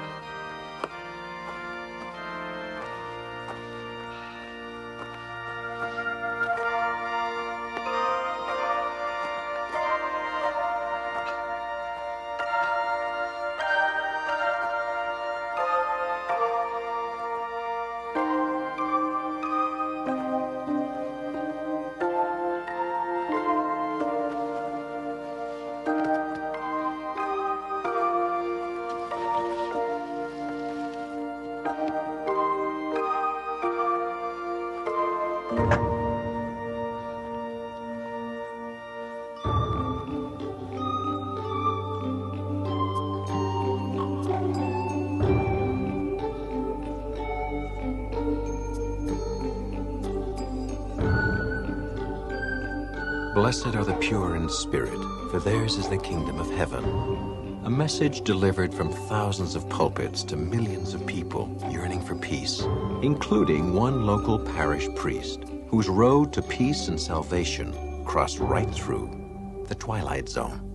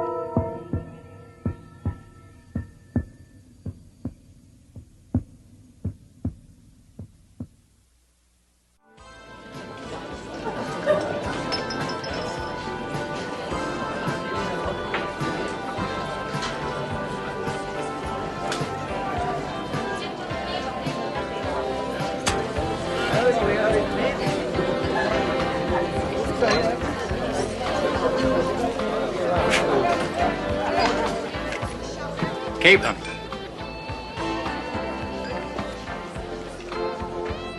Heldramite method. Cure for the problem drinker. Hey, can I buy you a drink?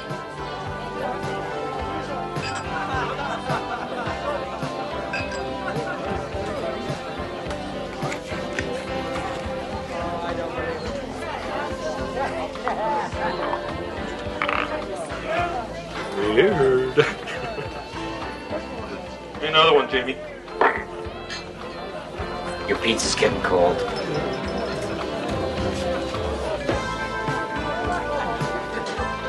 Look, we'll just make it one for the road. I'm out of here. Put it on my tab. Heard that one before.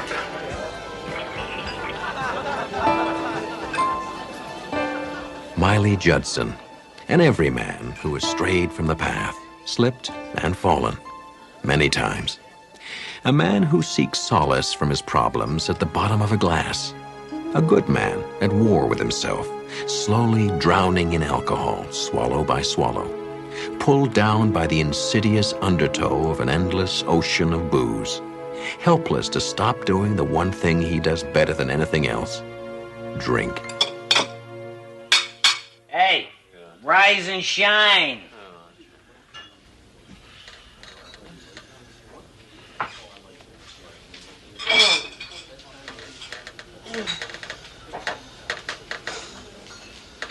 Jamie, just one more for the road. That's what you said 5 hours ago. We're closed, Miley. Go home. Home. I gotta go home.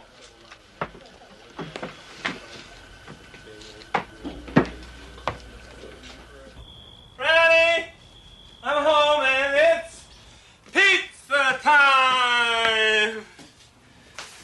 Ooh, God. God.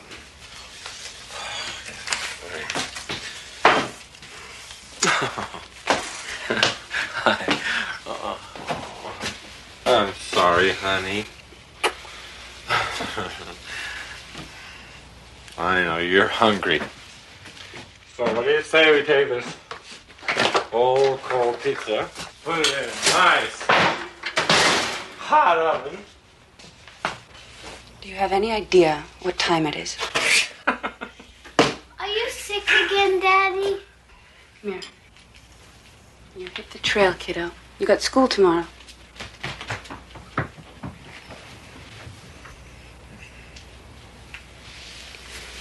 I've had it. I can't take any more.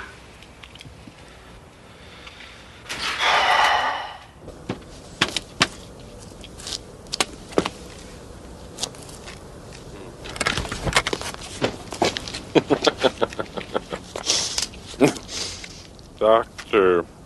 Jeannie Merrick. I know. Listen, I know it's late, but Matchbox says 24 hours a day. Come in, Mr. Miley Judson. Judson. Come in, Mr. Judson. I'm used to my patients dropping in at odd hours.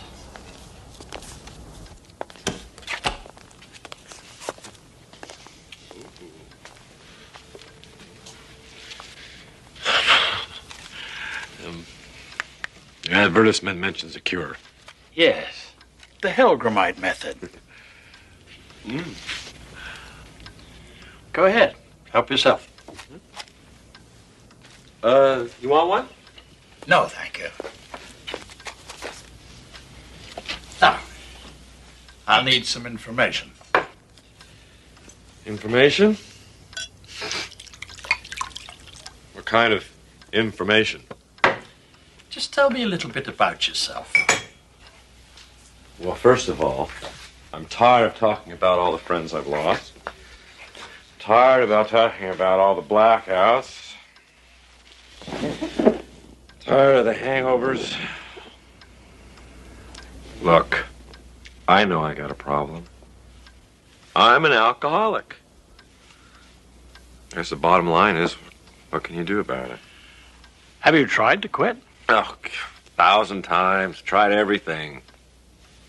Shrinks. Aversion therapy. Nothing lasts more than 2 or 3 months. Because I love this stuff. I hate this stuff. I understand. And I can help. I've yet to encounter a case that's beyond my help. The Helgramite method is unique. Well, what are you going to do? It's the first step in your treatment. Okay. Ooh, let's see.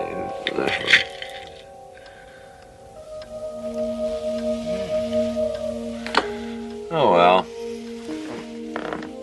What the hell? What have I got to lose? You're quite sure you want to quit drinking? I want you to understand that with this method, there's no turning back. Things couldn't get much worse.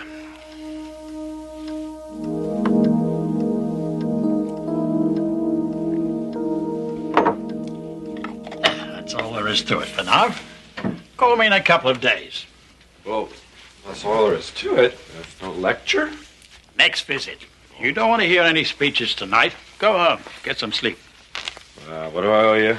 The initial consultation is free. We'll discuss payment later if you decide to continue. Oh, hell, I'll give it a shot. I'm certain you will, Mr. Judson.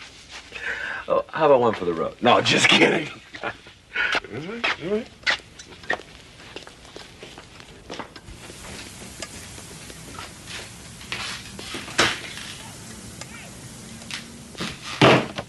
Morning.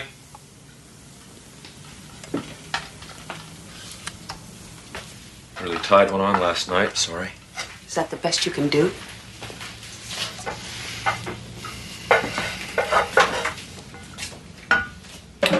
Franny, I think we need to talk. Talk? Miley, I'm fed up. Do you understand? Hi. Hey there, Chatter. Hey, Chatter. Here. Come here. Take your breakfast. Go in the other room. No, I said I was sorry, Franny.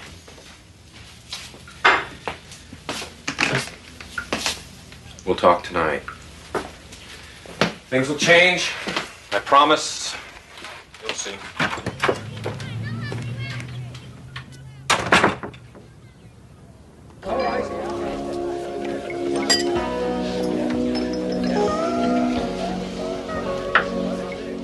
Man, you're really putting them away.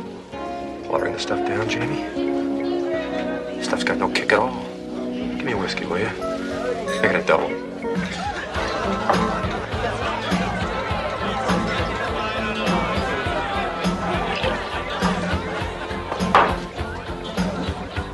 I never saw anybody drink that much and stay conscious.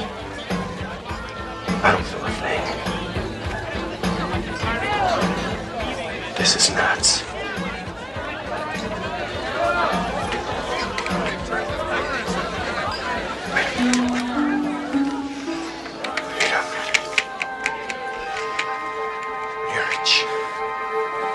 I see you've been drinking, Mr. Judson. Just tell me what's going on. Well, as you recall, last night you agreed to start the Helgramite treatment. So? Have you ever heard of the Helgramite worm, Mr. Judson? What? No. Ah. Well, the capsule you swallowed last night contained a rare sort of tapeworm, the Helgramite larva. By now, the worm has attached itself to your stomach. Your drinking has stimulated its growth. A worm? Oh, God. You gotta be kidding. From now on, the Helgramite will absorb all the liquor you can consume. You won't feel any effect from drinking. You don't think I believe any of this, do you?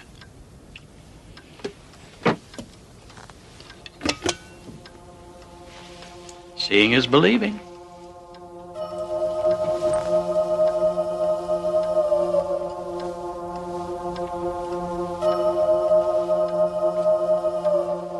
Of course, this one's not yet fully grown.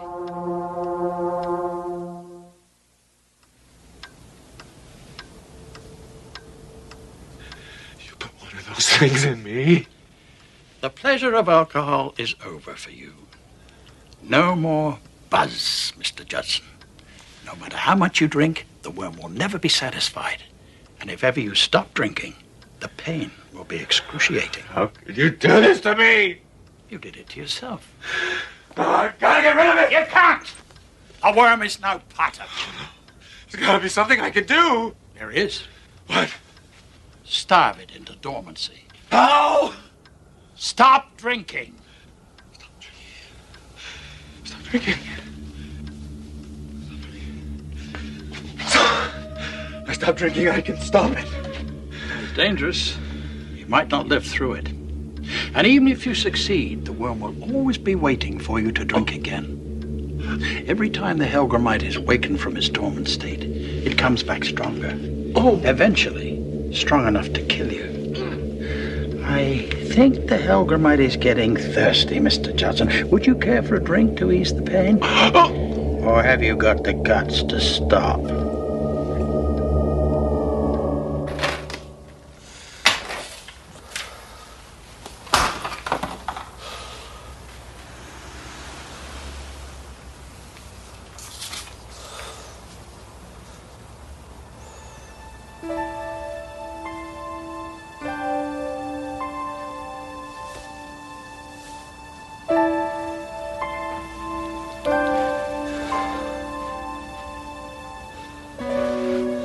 You look terrible. I want you to take Chad. Go stay with your mom and your dad for a week, maybe 2. Why? Because I'm gonna lick this thing once and for all. Cold turkey. Same old broken record.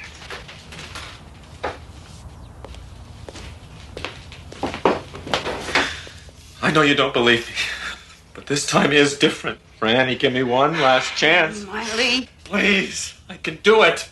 What makes you think that this time is going to be any different? It has to be.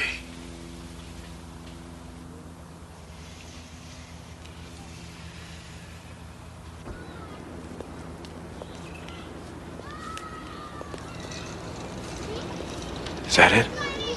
Yeah, that's it. I love you, Daddy. I love you too, Chad.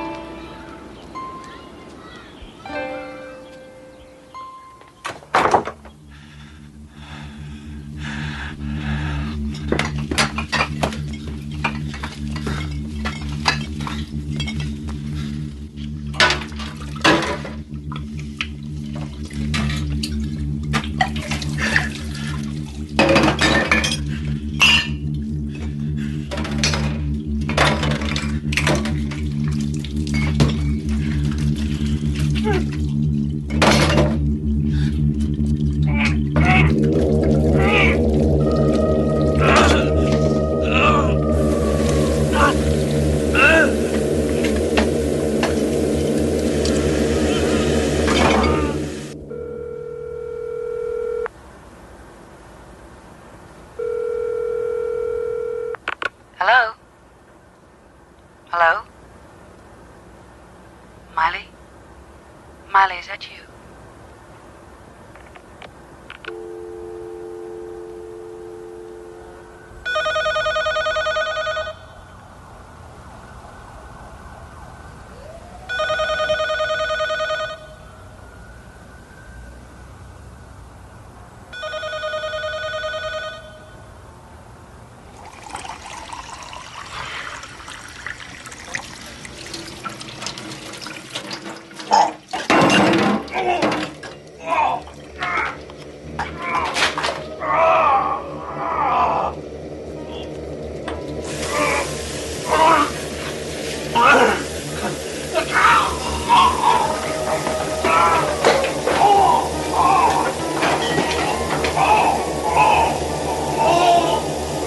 Oh, why did you do this to me?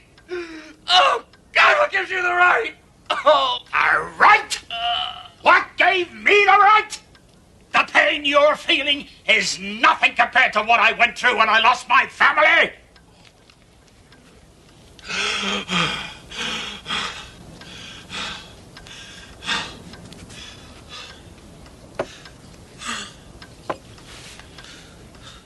The man had been drinking. My wife and 2 children were crossing the street with the light. He didn't even brake until after he'd hit them.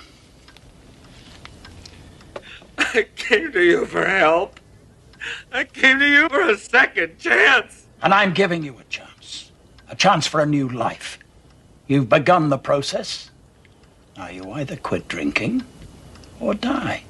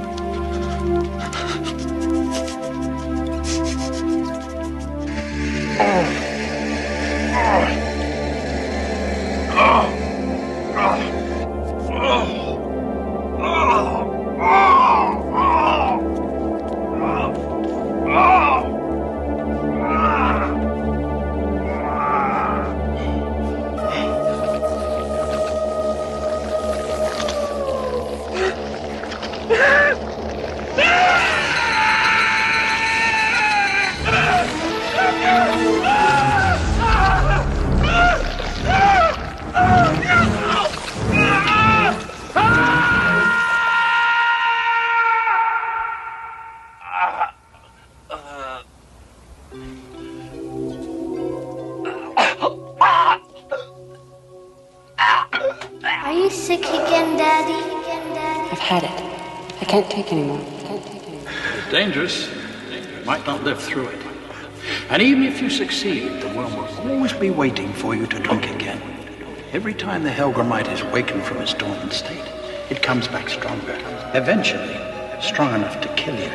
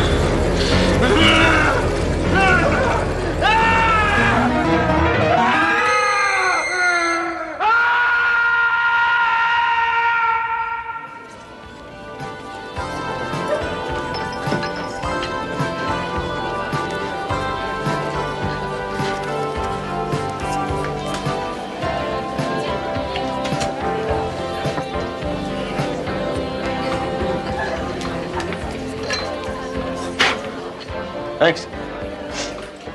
Keep them. Might need them. Miley, where you been keeping yourself? You on the wagon again? Saw to square my tab. Thanks. How about a drink? It's on the house. Gotta run. See you around. Miley Judson happened upon the simple discovery that there is no surefire cure, no quick fix, no shortcut to either sobriety or peace of mind. Some people achieve it through an individual act of will. Others find strength in numbers. What Miley Judson needed was a little something extra, something that could only be found in the Twilight Zone.